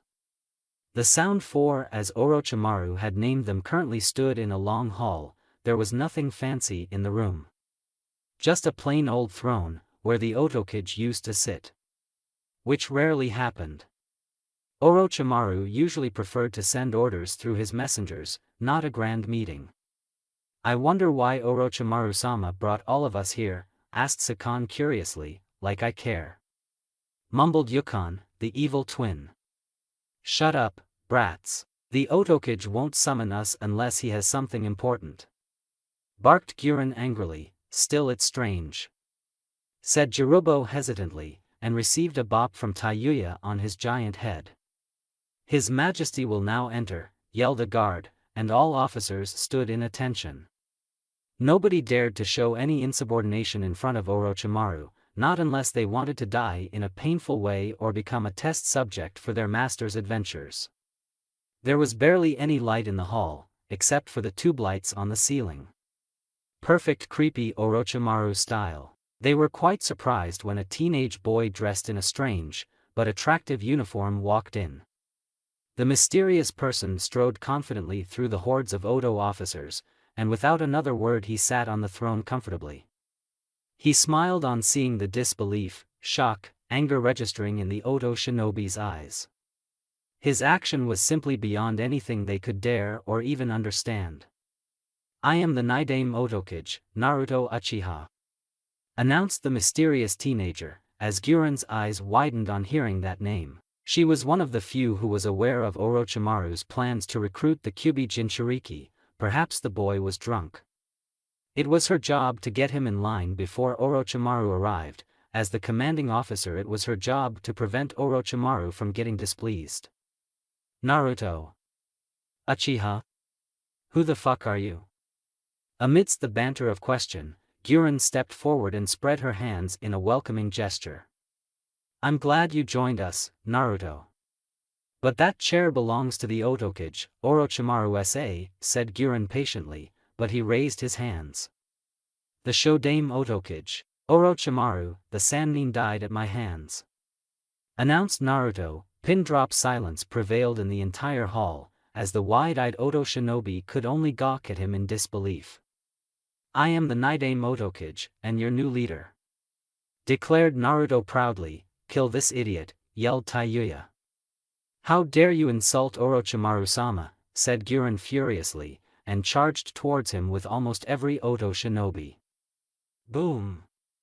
All of them were blown several feet away by a powerful shock wave. When they managed to regain their bearings, they saw a massive hole in the floor along with ice freezing their legs. Standing beside Naruto were two kunoichi, and one look on the blonde female's face sent a cold chill down the spine of every Oto shinobi. "Let me introduce Tsunade Senju and Yuki Haku. My praetors," said Naruto calmly, even as Tsunade's eyebrows twitched on that title. Guren managed to break free from the ice and hesitantly stepped towards the new arrivals. Going up against a Sannin, especially Tsunade, would be suicide. She had to take the diplomatic route first. This is not funny, Naruto, Tsunade-sama. You cannot play such pranks, said Guren nervously, as Naruto rose from his seat. Is that so? Then I'll make this simple, said Naruto seriously, and Guren froze when a pair of lightning bolt-shaped Mangekyo awakened his eyes. He flayed his hand towards the shocked Oto shinobi, as the tomos started spinning. Acknowledge me. This is your final warning, said Guren, but could not finish the sentence. Suddenly her mind went blank, every thought disappearing instantly as she kneeled before him. Yes, your majesty, said Guren devotedly. Behind her the dazed Oto shinobi repeated the same action by kneeling over the ground, their mesmerized eyes glancing devotedly at their new leader. All hail Naruto! All hail Naruto! All hail Naruto! On that day, a true leader was born. 3 months later. Swanda watched in surprise as hundreds of people dressed in prisoner garbs ran out of the dark corridors, their eyes heavy with tears as they ran to meet another group which was also coming out from a dark tunnel. Men, women, children, all with happy smiles on their faces, their previously dead eyes now sparkling with renewed vigor. In a faraway corner, stood a blond boy dressed in his Kage uniform. He was wearing his regular Reich clothes with the swastika symbol, with a dark blue jacket hugging his shoulder. His face was covered by a red scarf, although the look in his pleased eyes was enough to show that he was smiling. The prisoners had tears in their eyes as they bowed before him, as he simply gave them a nod. As she stepped beside him, he saw him smiling as parents hugged their children, wives kissing their husbands, friends smiling on seeing each other again. On another side of the base, a firing squad was executing a group of scientists and guards. The soldiers were merciless as they tossed the dead bodies aside in a burning pit where several hundred more were burning. Rapists, torturers, Orochimaru's lackeys, and so many more who were previously plaguing the Sound Country. Within days of his ascension to the throne, the Nidame Otokage has registered his name in the annals of history, for he has destroyed the culture of Otogakure, said Tsunade, her eyes shifting towards the young leader who smirked on her words. This is only the beginning. I will create more rivers of blood, enough to erase the tragedy of the Uchiha clan, promised Naruto, as she smiled. You sure you don't want these prisoners in your quest? Orochimaru did give them good abilities by experimenting on them, suggested Tsunade, receiving a sharp look in return. It's not just us who have suffered in this world, but them too. They deserve peace after years of torture, and I will make sure they get it. I already have a large army and more are joining me every day, said Naruto, a certain amount of pride visible in his voice. She gently rubbed his cheek affectionately, and was glad when he didn't back away from the contact. The past few weeks had certainly increased their trust in each other, and now that she looked back, joining him in this revolution was the best decision of her life. Haku should be finished with the executions, said Naruto, as a frown came on her face. I know those people you killed were worse than scum, but you could have used them as slaves. You know, subdue them with your genjutsu, suggested Tsunade, but he shook his head. I can cast that jutsu once a week, and it takes a lot of chakra. Koto Amatsukami is no joke, it has helped me subdue many warriors for my army. But those scum don't deserve it, not after what they did to the people of this country. They had to face punishment for their crimes, explained Naruto, getting a nod in return. Huh, now you're sounding like a Kage, joked Tsunade. Well, I am a Kage, said Naruto, judging from the pride in the boy's eyes. He was happy with his job, a better one than his predecessor. When they first seized the reins of Sound Nation, it was a mess. The people were living under a tyrannical rule. The entire nation was a big research factory with the citizens being used as test subjects, and to fuel Orochimaru's war machine. The Oto ninja exploited the civilians in every aspect. Women were raped, children were beaten for no apparent reason, men were turned to slaves or experimental test subjects. There was a lack of basic amenities across the entire nation. People fought daily for survival even as the merchants and some noble families exploited them, in return for Orochimaru's protection. The entire country had been turned into a massive ghetto which was more like a prisoner's camp. But as a wise man said long ago, where there is darkness there also appears light. It was the ninja world and its policy of the strong suppressing the weak that made these people's lives miserable, and from the same world their savior was born. For Konoha and Fire Nation, Naruto Uchiha was a traitor, murderer, criminal, and one of the lowest human beings to be born in their world. On the other hand, for the people of Otogekyure the boy was Kami, God, reincarnated. They didn't know who he was as he had kept his identity secret, and made sure that his rise to the throne didn't get noticed by any other villages, especially his former home. The power of Kotoa Mitsukami had certainly helped in keeping all their activities a secret. Some even called Otogekyure the new version of Amigekure, completely cut off from the world yet developing day by day on its own. The Nidaime. That name had become quite popular amongst the masses, and they were blindly loyal to their new leader without any genjutsu forcing them. Why? Freeing slaves. Ridding the nation from criminals, extortionists, and every other scum. Development of basic amenities like homes, electricity, water supply, food, trade, schools for children. Assigning jobs to people thereby providing them an opportunity to earn their livelihoods, directly leading to development of a growing economy. Recruiting the young and patriotic in their army, the SS Guard had nearly received 4,000 applications in the past 2 months. This was just the tip of the iceberg of the miracles which the Nidaime had performed for the downtrodden people of Otogekyure. Of course, she had helped him along with many others in making these changes, but it was Naruto's desire to help his new people that was the reason for their success. 3 months ago she would not have believed that one man could change anything, only to be proven terribly wrong. Uchiha Naruto. The man of miracles had in her opinion created an ideal nation which was far just and better than the power-hungry ninja villages, and it was only growing more stronger and powerful with every passing day. Luck had also favored her adopted son. Orochimaru had tormented these people for years and Naruto's simple act of kindness had made them his loyal subjects, ready to do anything for their eccentric leader. The boy had certainly become a target for hordes of fangirls, and many young men, boys saw him as an idol. Naruto, Yuya has requested funds for development in the western regions. Informed Tsunade, receiving a nod from him. Granted. From where do you get so much money? Asked Tsunade, her suspicion getting worse with every passing day. To make so many developments an unlimited supply of money and resources were required, and Naruto had miraculously been successful in this task. Sure, he had told her that he had hypnotized many wealthy merchants from Fire Nation, but it would still not be enough for supporting such a starved economy. He definitely had an extremely powerful supporter who had an endless supply of money and resources, someone who was not visible but was definitely playing this game from the shadows. Noticing her glare at him for the secret, Naruto simply stepped forward as his people stared at him.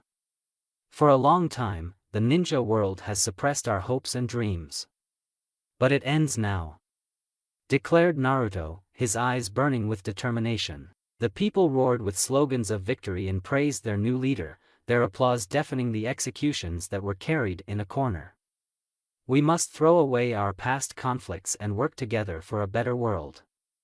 It is with this intention that I declare the formation of the First Reich Empire, said Naruto, his thunderous voice surprising the thousands standing before him. For a few moments, the stunned people were speechless. Tsunade even wondered if Naruto would have to use his genjutsu, but was relieved when another greater round of applause echoed through the palace. Our war will be the decisive struggle to change this evil, corrupt world. We will defeat the warmongering 5 great nations. This tainted world will be destroyed with our crusade and created anew afterwards. The fatherland will be the dream for which we shall strive for. Encouraged Naruto, Tsunade simply gawked as the once hopeless people got stars in their eyes. Orochimaru had hijacked their lives with fake promises and tormented them. But Naruto had given them everything they ever desired, and now he was giving them a dream to fight for. A future. The boy raised his sword and pointed it towards the now burning emblems of the 5 great ninja villages and their nations. Crush them. Destroy the enemy. There is nothing to fear, the future rests with my name, finished Naruto. By the time he was finished, the crowd was burning with a new sense of determination, ambition, and she was definitely surprised when they faithfully kneeled before him.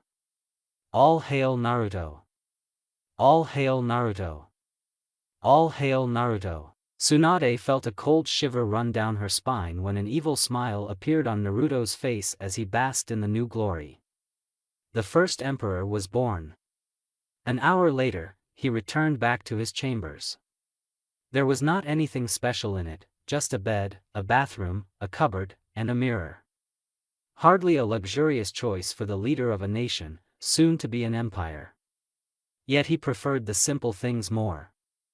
Quite a speech there, you'll make a good emperor, said a new voice. Turning around, he was not even surprised when he found Toby sitting on his window. The masked man's Sharingan gleamed in the dark night.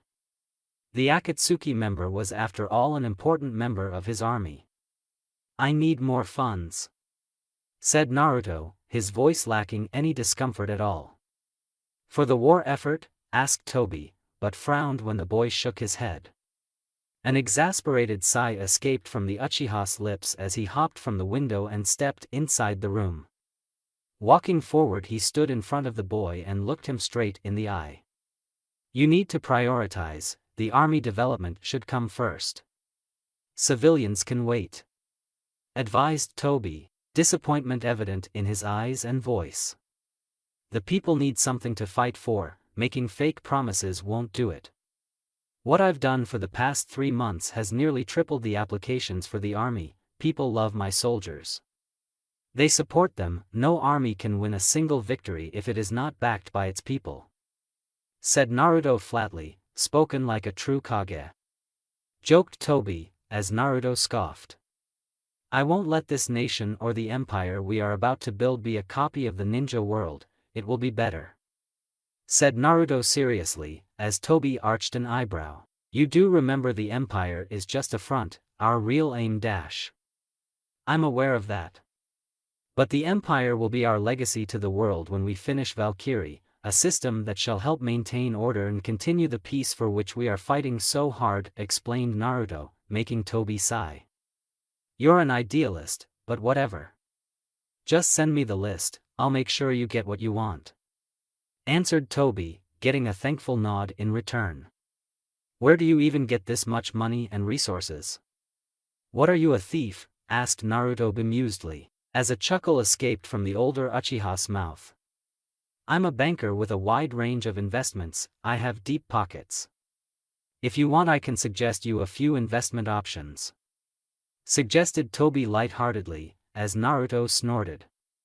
Thanks, but no thanks, replied the younger Uchiha flatly. How goes the invasion preparations? Asked Toby curiously, as a cruel smile came on Naruto's lips. Quite good, actually. The army is almost ready, and the morale is high. We still require 2 more weeks to sort out the logistical issues, explained Naruto. You're still set on going with the twin strike plan? Questioned Toby, and saw Naruto's gaze hardening. Yes, we'll hit the enemy where they think they're safe. I'll handle Konoha, you take care of Suna. The Kazekage would be attending the Chunin exams that started recently. Suna's armies planned to launch their strike during the finals, said Naruto, a smirk adoring his lips. The Sand Village would be weak since most of its fighters would be participating in the invasion. It'll be an easy task for me to take over the village, said Toby happily. Do you need support? I can send half of my SS guard if you want, offered Naruto, but Toby rebuffed him. It's not necessary. I'm more than enough for the task. Fine, I'll take Zetsu with me, said Toby in a childish voice, making Naruto roll his eyes. Zetsu? Really? What? My partner's hungry. Naruto simply smacked his forehead on his partner's antics. He did not trust the man yet. But Toby was definitely a funny guy, and sometimes Naruto did enjoy his company. Being around so many females could make a man go crazy at times, and Toby was the relief. I'll let Konoha's and Suna's armies fight each other. When they're tired, I'll make a clean sweep with my army. The Kazekage still believes Otogakure will support him in this invasion. I'll make sure this is his last mistake," said Naruto darkly. "You're a scary general, you know that," joked Toby, as Naruto shrugged. "Sticks and stones, Toby. Seriously, I wouldn't want you as my opponent. Konoha made a big mistake by making you an enemy," said Toby frankly, as Naruto's eyes became sad. "I really wish things hadn't gone the way they have," replied Naruto, regret visible in his voice. "Will you be able to face your old comrades?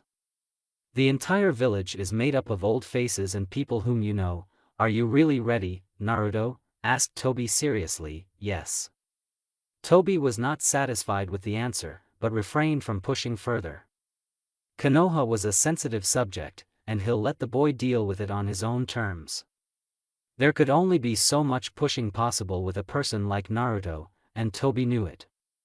"I've got some bad news," said Toby hesitantly. "Aren't there always?" asked Naruto sarcastically, making his partner chuckle. "Orochimaru is still underground. I've got Zetsu working overtime to find Sannin, but he has simply vanished." "Are you sure you didn't kill him during your battle?" "I expected this from him. He suffered quite grave wounds during our battle. He would need a new body if he ever wants to fight me again, and that takes time. He is waiting for his chance to strike. He is the only one who knows my secret, but I can't divide my resources in going after one ninja. We're already stretched thin," explained Naruto. "Point taken. Hiruzen has also invited Princess Kallen for the finals." As soon as Toby said that, he saw Naruto's Sharingan coming to life. The look in the boy's eyes screamed pure murder. "She'll be attending it with her entire royal guard, though you should know. Take out 3 enemies in one strike," suggested Toby, as Naruto took a deep breath. "I see," replied Naruto curtly. Sensing the tense mood, Toby decided to change the subject before things got awkward between them. "You did good by recruiting Tsunade for our cause. You will need her help against Jiraiya. Don't underestimate the Toad Sage, Naruto," warned Toby. He saw the tension arriving back on Naruto's face as his thoughts drifted towards that man. Jiraiya was said to be the strongest ninja of their world right now. His power surpassed the Kages. Not to forget Hiruzen would also be his opponent. While he did have a powerful army, except for Tsunade and Haku, he lacked powerful warriors who could go up against those 2 deadly ninja. "Don't worry, I have 2 more allies who'll help in this task. I'll take care of it," promised Naruto, his thoughts shifting towards Gaara and Sasuke. "I'll take your word for it." "Well, I've gotta go, see you later," said Toby cheerfully, and just like that the man jumped out of the room's window, and in a blink of an eye, the Uchiha vanished into the darkness of the night. Naruto merely shook his head and crashed on his bed. Being a Kage was so damn tiresome. Next morning. "Get the fuck up, shithead." A pillow was thrown towards the howler monkey's face by a sleepy blonde. She ducked and stomped towards her leader. Why the fuck did she always receive the most crappy jobs? The blonde sleeping in front of her was a Kage, and yet he acted like a normal teenager like her. She raised her leg to kick him in the ass, but then got another bright idea. Naruto didn't know why his hand was touching something extremely soft, just like a woman's breasts. "The fuck?" said Naruto in shock, as he shot up from his bed. Only to come face to face with a grinning Taiyuya. He was about to blast out at her until he realized his hand was still on her chest. A smirk visible on the punk redhead's face. "Trying to take advantage of me, your highness?" asked Taiyuya mischievously, as Naruto's face blushed different colors of red. Quickly removing his hand from the sensitive spot, he regained his composure. He would be damned if he let her see him getting so flustered. He had seen Tsunade's mounds and it didn't bother him. But this girl got on his nerves, in a friendly way. Koto Amatsukami had merely made her his comrade, letting her forget her previous loyalty to Orochimaru. But the jutsu didn't suppress her personality or personal memories, only the parts about him. Sometimes he wished he had done something about that. She kind of reminded him of Anko, less the foul mouth. Flick. Taiyuya's face flushed red in anger when he flicked her forehead, a mischievous smile on his face. That bastard. Your girlfriend wants to see you, damn the ice bitch for ordering me, said Taiyuya irritatedly, muttering the last part barely above a whisper. Oh, Tayu-chan. I'm hurt, I thought you were into me, mocked Naruto, feigning a hurt look in his eyes. Shut up, screeched Taiyuya, her cheeks flushing a shade of pink. Damn, his well-toned shirtless chest that was in front of her. Naruto merely leaned towards her ear, and whispered in a husky tone. Wanna have a fling? Asked Naruto mischievously, bam. A smack impacted his head, and in a flash the flustered redhead quickly exited from his room. Nobody can win against the Night Aim. Shaking his head, he merely sighed on her antics. It made his extremely hectic life more fun. In fact, he had become quite good friends with the Sound Four. Guren trusted him immensely, and was a loyal soldier just like the other elite officers who were now a part of the SS Guard. However, he got quite annoyed when they always teased him with Haku already complicating his strange relationship with the Yuki clan member. Haku was no better either, she didn't make any direct advances on him. But her attitude and constant teasing made it extremely hard for him to be loyal to his one true love. Just thinking about Kurenai made him sad. The Judgment Day was approaching fast, and he would have to ask her that deadly question. A part of him wanted her by his side, while another didn't. His heart was torn with different opinions, and only after Kurenai's answer his agony could end. But before that, he had someone else to aid. Karen got a small smile on her face when she felt a familiar chakra signature approaching towards her. She had the ability to read people's emotions and their inner power by sensing their chakra, and the person coming towards her had a mixture of both good and bad chakras. On the surface, it was so warm like the sunlight which enlightened the entire world through its power, while burning itself in fire the entire time. And deep beneath was a sea of hatred, pain, and regret. It was hard for her to accept that at a mere age of 15, Naruto Uchiha had ascended to the prestigious position of a Kage, and if the rumors were true soon to be an emperor.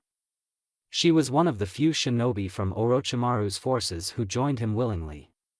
Sure, she liked Orochimaru in the beginning as he offered an orphan like her a home.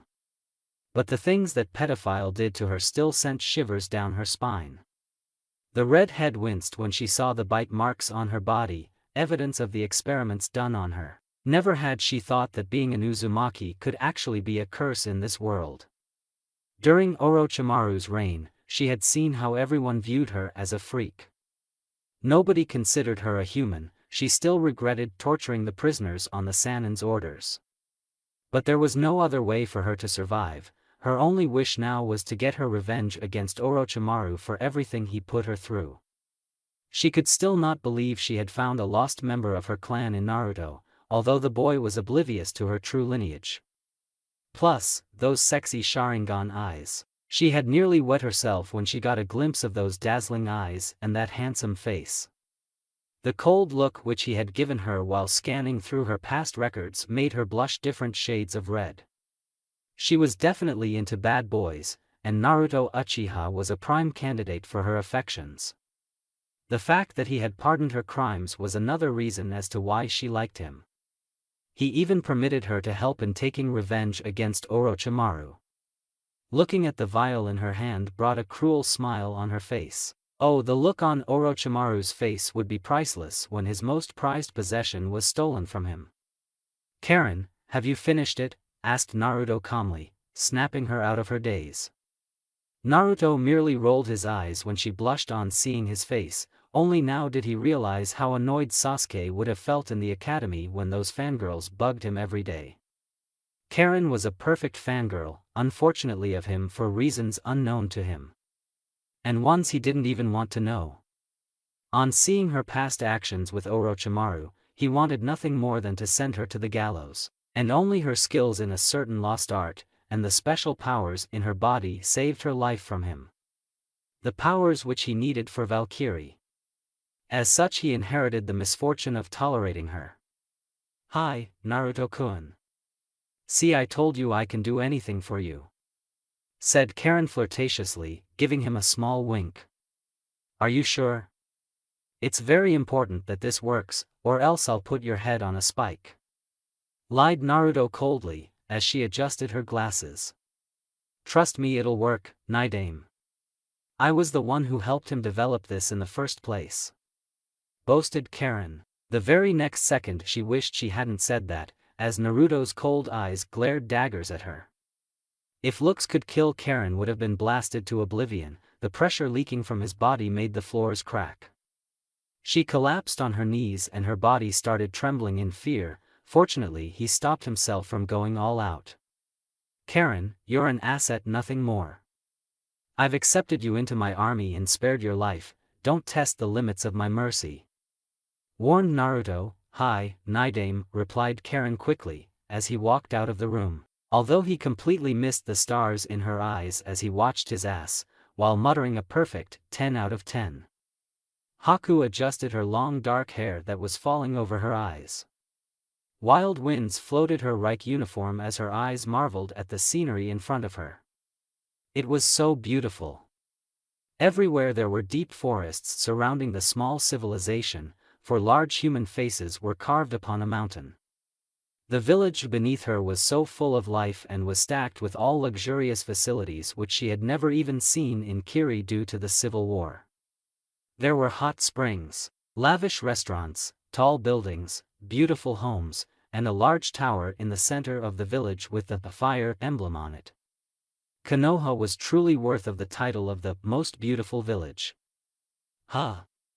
It hasn't changed a bit," said Naruto bemusedly. It had been almost a year since he fled from this place. He had left vowing to protect it till his last breath. And now he's back to destroy it. Oh, the irony. Destiny was a cruel bitch. "Kami, there are thousands of ninja here. I can hardly see any weakness in this village's armed forces," said Haku worriedly, and saw a cruel smirk arriving on Naruto's lips. "Everything has a weakness. Konoha's weakness is my existence." His sharp red eyes spotted several familiar faces as a faint smile arrived on his lips. It's time for one last reunion. When Haku had first seen the Leaf Village, she had imagined Naruto taking her to a few tourist spots or meeting some of his old friends like Kurenai. Not once had she imagined standing with him in a graveyard as he stared at the two graves that were buried beside each other. Minato Namikaze, a hero, and true leader. Kushina Uzumaki, a proud kunoichi and good friend. She did know that someone named Minato was the fourth Hokage of Konoha, and if this Kushina woman was buried beside such an important leader, then she must have been someone important to the fourth Hokage. "They were my parents." His confession hit her worse than a meteor strike. Her legs felt weak and the ground beneath her suddenly felt cracked. Her eyes glanced at the image of the fourth on the mountain and then at Naruto's face, to find it exactly identical. "You," said Haku in shock, her trembling hands pointing a finger at him. "I know how much you love me, Haku. And it is because I respect your love. I will show you my true story, who I was to who I became, then perhaps you'll see what kind of evil man I am," said Naruto frankly. She stepped in front of him and looked at him, as his dead eyes still gazed at the graves of his parents. "Why are we here, Naruto? Konoha is the last place you want to be. If they catch you now, they'll kill you," warned Haku. "We are here to kill the people known as Naruto Hatake and Naruto Uzumaki. After tonight they shall vanish from this world, and only Naruto Uchiha shall remain," said Naruto seriously, making her frown. "You want to strengthen your resolve by visiting the past?" asked Haku curiously. "It's never easy to turn your back on everything you once stood for. This place was my home. I grew up amongst these people, have friends and family here, and there is nothing I can say or do which can change that." It's an inseparable part of my life. There was a time when I would have died willingly for this village, explained Naruto patiently, as she looked at him in disbelief. I can't believe you love this village, after how they treated you for being a Jinchuriki, said Haku bitterly. Tsunade had told her about this truth, and after that day she could easily understand why Naruto hated Konoha. She had herself been a victim of a similar abuse, and could clearly understand his pain better than anyone in his life. The worst villains in history were once great heroes. My story is just the same. By turning against the village, I have become a hypocrite and a traitor for everything I once stood for, said Naruto honestly. Then why did you do everything you did till now? Asked Haku flatly, discomfort visible in her eyes. What do you see around you, Haku? Questioned Naruto calmly, as she looked around the numerous graves. They are ninja who died in the line of duty, heroes according to the people of Konoha. The fourth was considered the greatest of all, answered Haku, and flinched when a betrayed look appeared in his eyes. Grabbing her by the waist, he made them shunshin rapidly to another area. When her vision cleared, she found herself standing on a barren field. There was nothing but dirt and stones, with a few trees surrounding the area.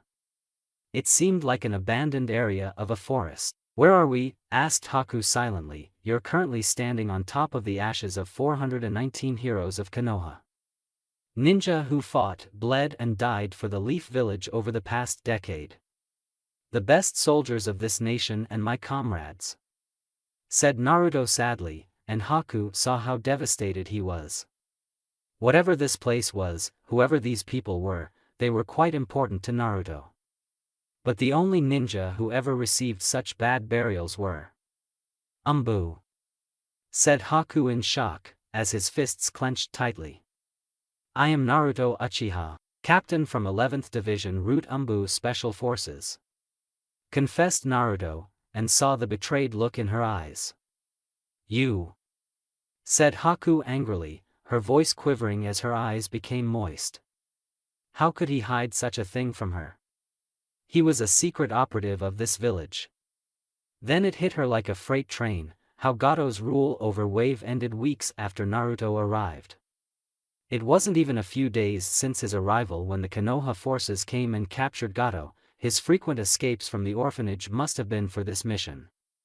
The entire matter with Orochimaru. You were sent to hunt Orochimaru or join him as a double agent, and report everything back to the village, said Haku coldly, as a smile came on his face. She was not just smoking hot but had the brains to back it up, just like Kurenai. Just listen to my whole story, and then make your decision whether you still want to love me and stay by my side or leave. If I wanted to betray you, then I would never tell you this, explained Naruto patiently, as she glared at him.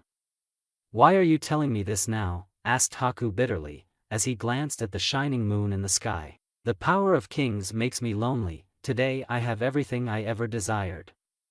Power, money, respect, and love. But on the other side, the people whom I wanted to share this happiness with are dead or not by my side today. I'm all alone, said Naruto regretfully, as her anger reduced a little. He sounded so weak and fragile. His words made her realize that from the outside he seemed fine, but deep down he was completely broken. A dead man.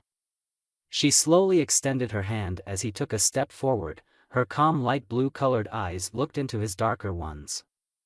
Her long, dark beautiful hair flowed wildly in the air as a cold breeze of wind passed by their side. Show me, Haku whispered, as time seemed to slow down. The distance between them closed as he came even more closer. First there was the touch of soft skin hitting her lips, and slowly it turned into the most pleasant sensation she had ever felt, as she returned the kiss. The world around her changed and she felt herself floating in the endless time. Image after image flickered inside her mind. Memories of his past.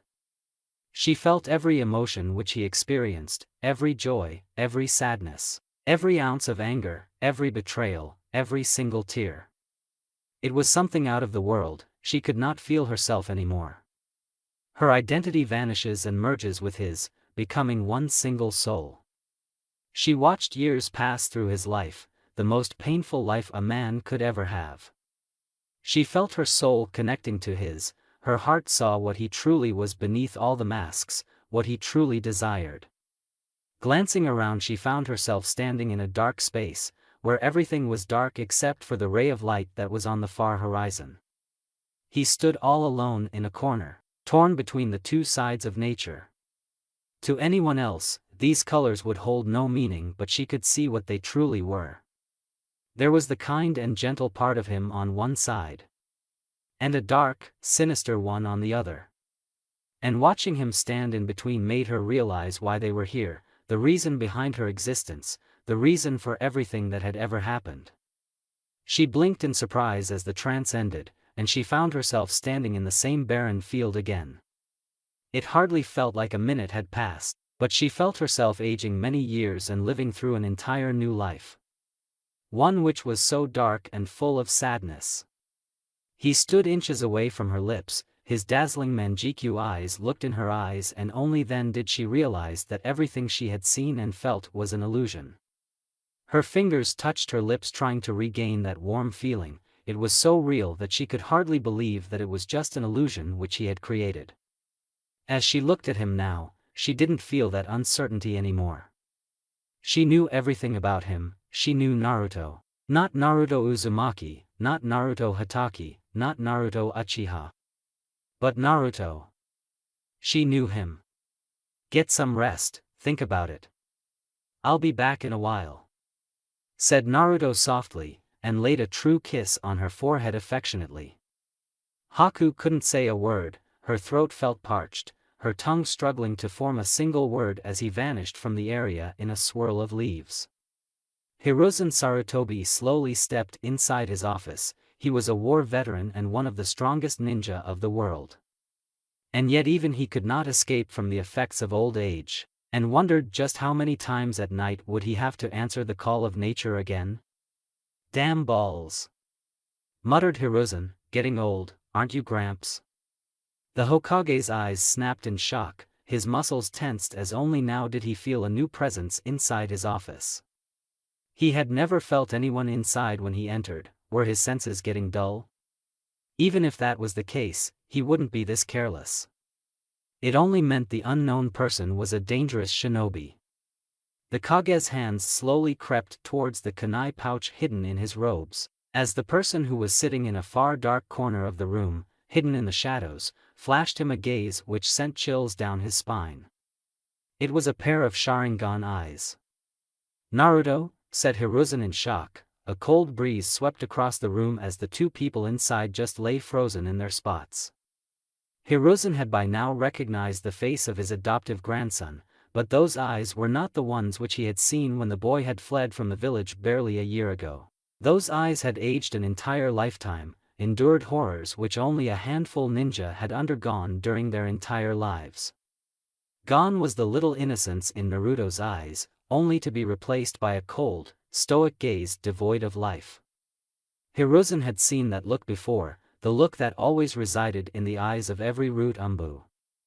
The gaze of a dead man. What have I done, thought Hiruzen in despair. Was this really the same little boy whom he had saved from a mob all those years ago?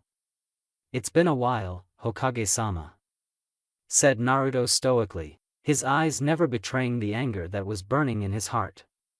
He had trusted this old man, revealed every dark secret to him, did all of his dirty work, and in the end even Hiruzen made him feel like a used tool. Just like Danzo. Any normal person would have expected him to burst into a fit of rage, his heart should be screaming for Hiruzen's blood. And yet all Naruto could feel was sadness and a hole in his heart, a hole which Hiruzen and Konoha had created. Hiruzen tried to walk towards the boy, but was stopped when a firm hand was raised by his adoptive grandson. Naruto, asked Hiruzen curiously. I'm dying, said Naruto seriously, as Hiruzen felt his heart break. But I sent Tsunade to find a cure for you. The virus, said Hiruzen in a broken voice, is far too spread inside me. She couldn't find me a cure. I'm here to complete my mission and fulfill one last promise, answered Naruto frankly, as the old man shook his head. We'll get you some help. I can't let you die, not after everything you've done for this village," said Hiruzen stubbornly, and Naruto's fists clenched tightly. "If the best doctor in the world couldn't save me, then you must accept that this is the end for me. I'm the last of my kind, let me join my brothers," requested Naruto gently. Tears came in Hiruzen's eyes as he realized Naruto wanted to join his fallen root comrades. The boy's eyes showed how tired he was, how broken his heart was.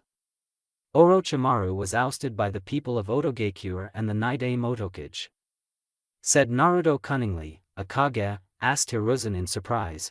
"Orochimaru tried to resist at first, but even a Sannin is not strong enough to face the wrath of an entire nation. The things that freak did, the atrocities he committed, you should have killed him when you had the chance," said Naruto bitterly, as Hiruzen averted his eyes. "I wish I could change this," said Hiruzen silently, as Naruto's gaze hardened. "Well, let's just hope you learned your lesson from the past. Every Hokage made mistakes, but the sad part is that you never had to suffer for that. Because that curse always falls on people like me, my root brothers, the Uchiha clan, Itachi Uchiha, and the people of Otogakure," stated Naruto bitterly. Orochimaru has also started using people's bodies as vessels. When he fled from Oto, he ran straight into Fire Nation and is hiding somewhere. I can't follow him since I'm wanted in this nation. You'll have to use your ANBUs to sniff him out," advised Naruto sagely. "He's here, and he said Hiruzen in disbelief, his tongue struggling to form words. "He plans to attack Konoha and has quite an army hidden all around our borders. His objective is to assassinate you by any means necessary. There is also a spy under him by the name of Yakushi Kabuto whom Orochimaru might send to gather information, since he's a registered ninja of this village. But in truth, Kabuto is a double agent," said Naruto seriously, and saw the shock in Hiruzen's eyes. "Kabuto? How could?" said Hiruzen depressingly. "That boy was merely a genin and was so friendly. To think even he was tainted by Orochimaru. I still have a few weeks left, I'll continue to keep my eyes and ears open. Orochimaru trusts me, this might just help me gather more information to help you guys." "Is the village ready for an attack?" asked Naruto seriously, and narrowed his eyes. "No, we're not. Hosting the Chunin exams has stretched our resources to the maximum. Jiraiya is still around, so we're not completely vulnerable." "Naruto, I want you to come back, your mission is over," said Hiruzen quickly, and saw the boy looking at him with those sad eyes. "You and I both know that I can never return home. Not unless you have to reveal every dirty little secret which might very well destroy this village and make the sacrifices of my comrades pointless," said Naruto in a resigned voice. "That's not said Hiruzen, but was cut off. "It's alright, Gramps. I know I'm just an expendable asset, ever since my birth. When my own parents didn't hesitate to sacrifice my life for this village, you shouldn't have a problem at all. I've made my peace," said Naruto sadly. "Minato and Kushina loved you, and wanted you to be seen as a true hero. A hero which you truly are," said Hiruzen sympathetically. "And was I viewed as a hero?" asked Naruto flatly. Silence. Naruto smiled wistfully when Hiruzen didn't have an answer for his question. But the silence was all the answer he needed to hear. "It's quite ironic that my parents are remembered as the greatest heroes of this village, and yet I was never even acknowledged as their child. I've worked in the shadows my entire life for this village, without expecting anything in return. I shall continue to do so till my end. Give Konohamaru and Emiko my regards. Goodbye."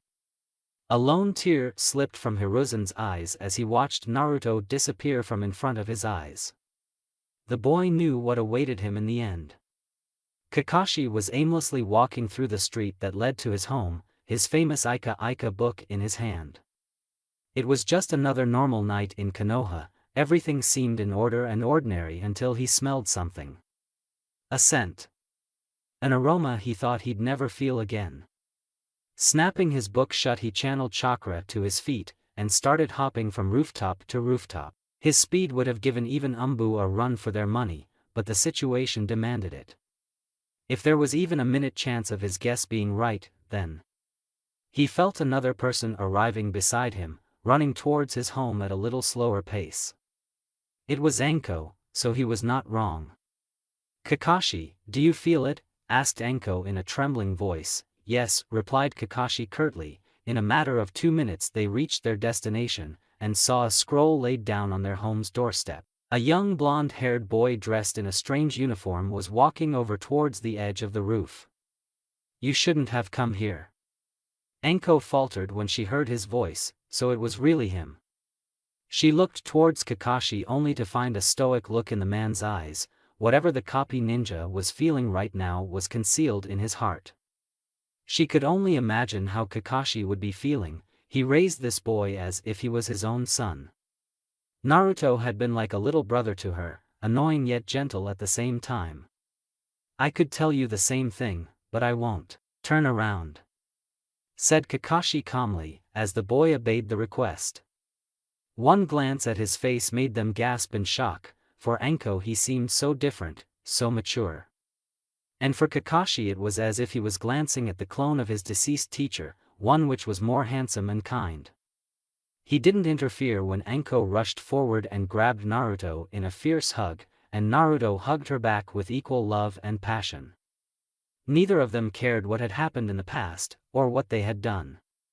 All they cared and remembered was the fact that they were family. "I missed you," said Naruto solemnly, as tears spilled from Anko's eyes.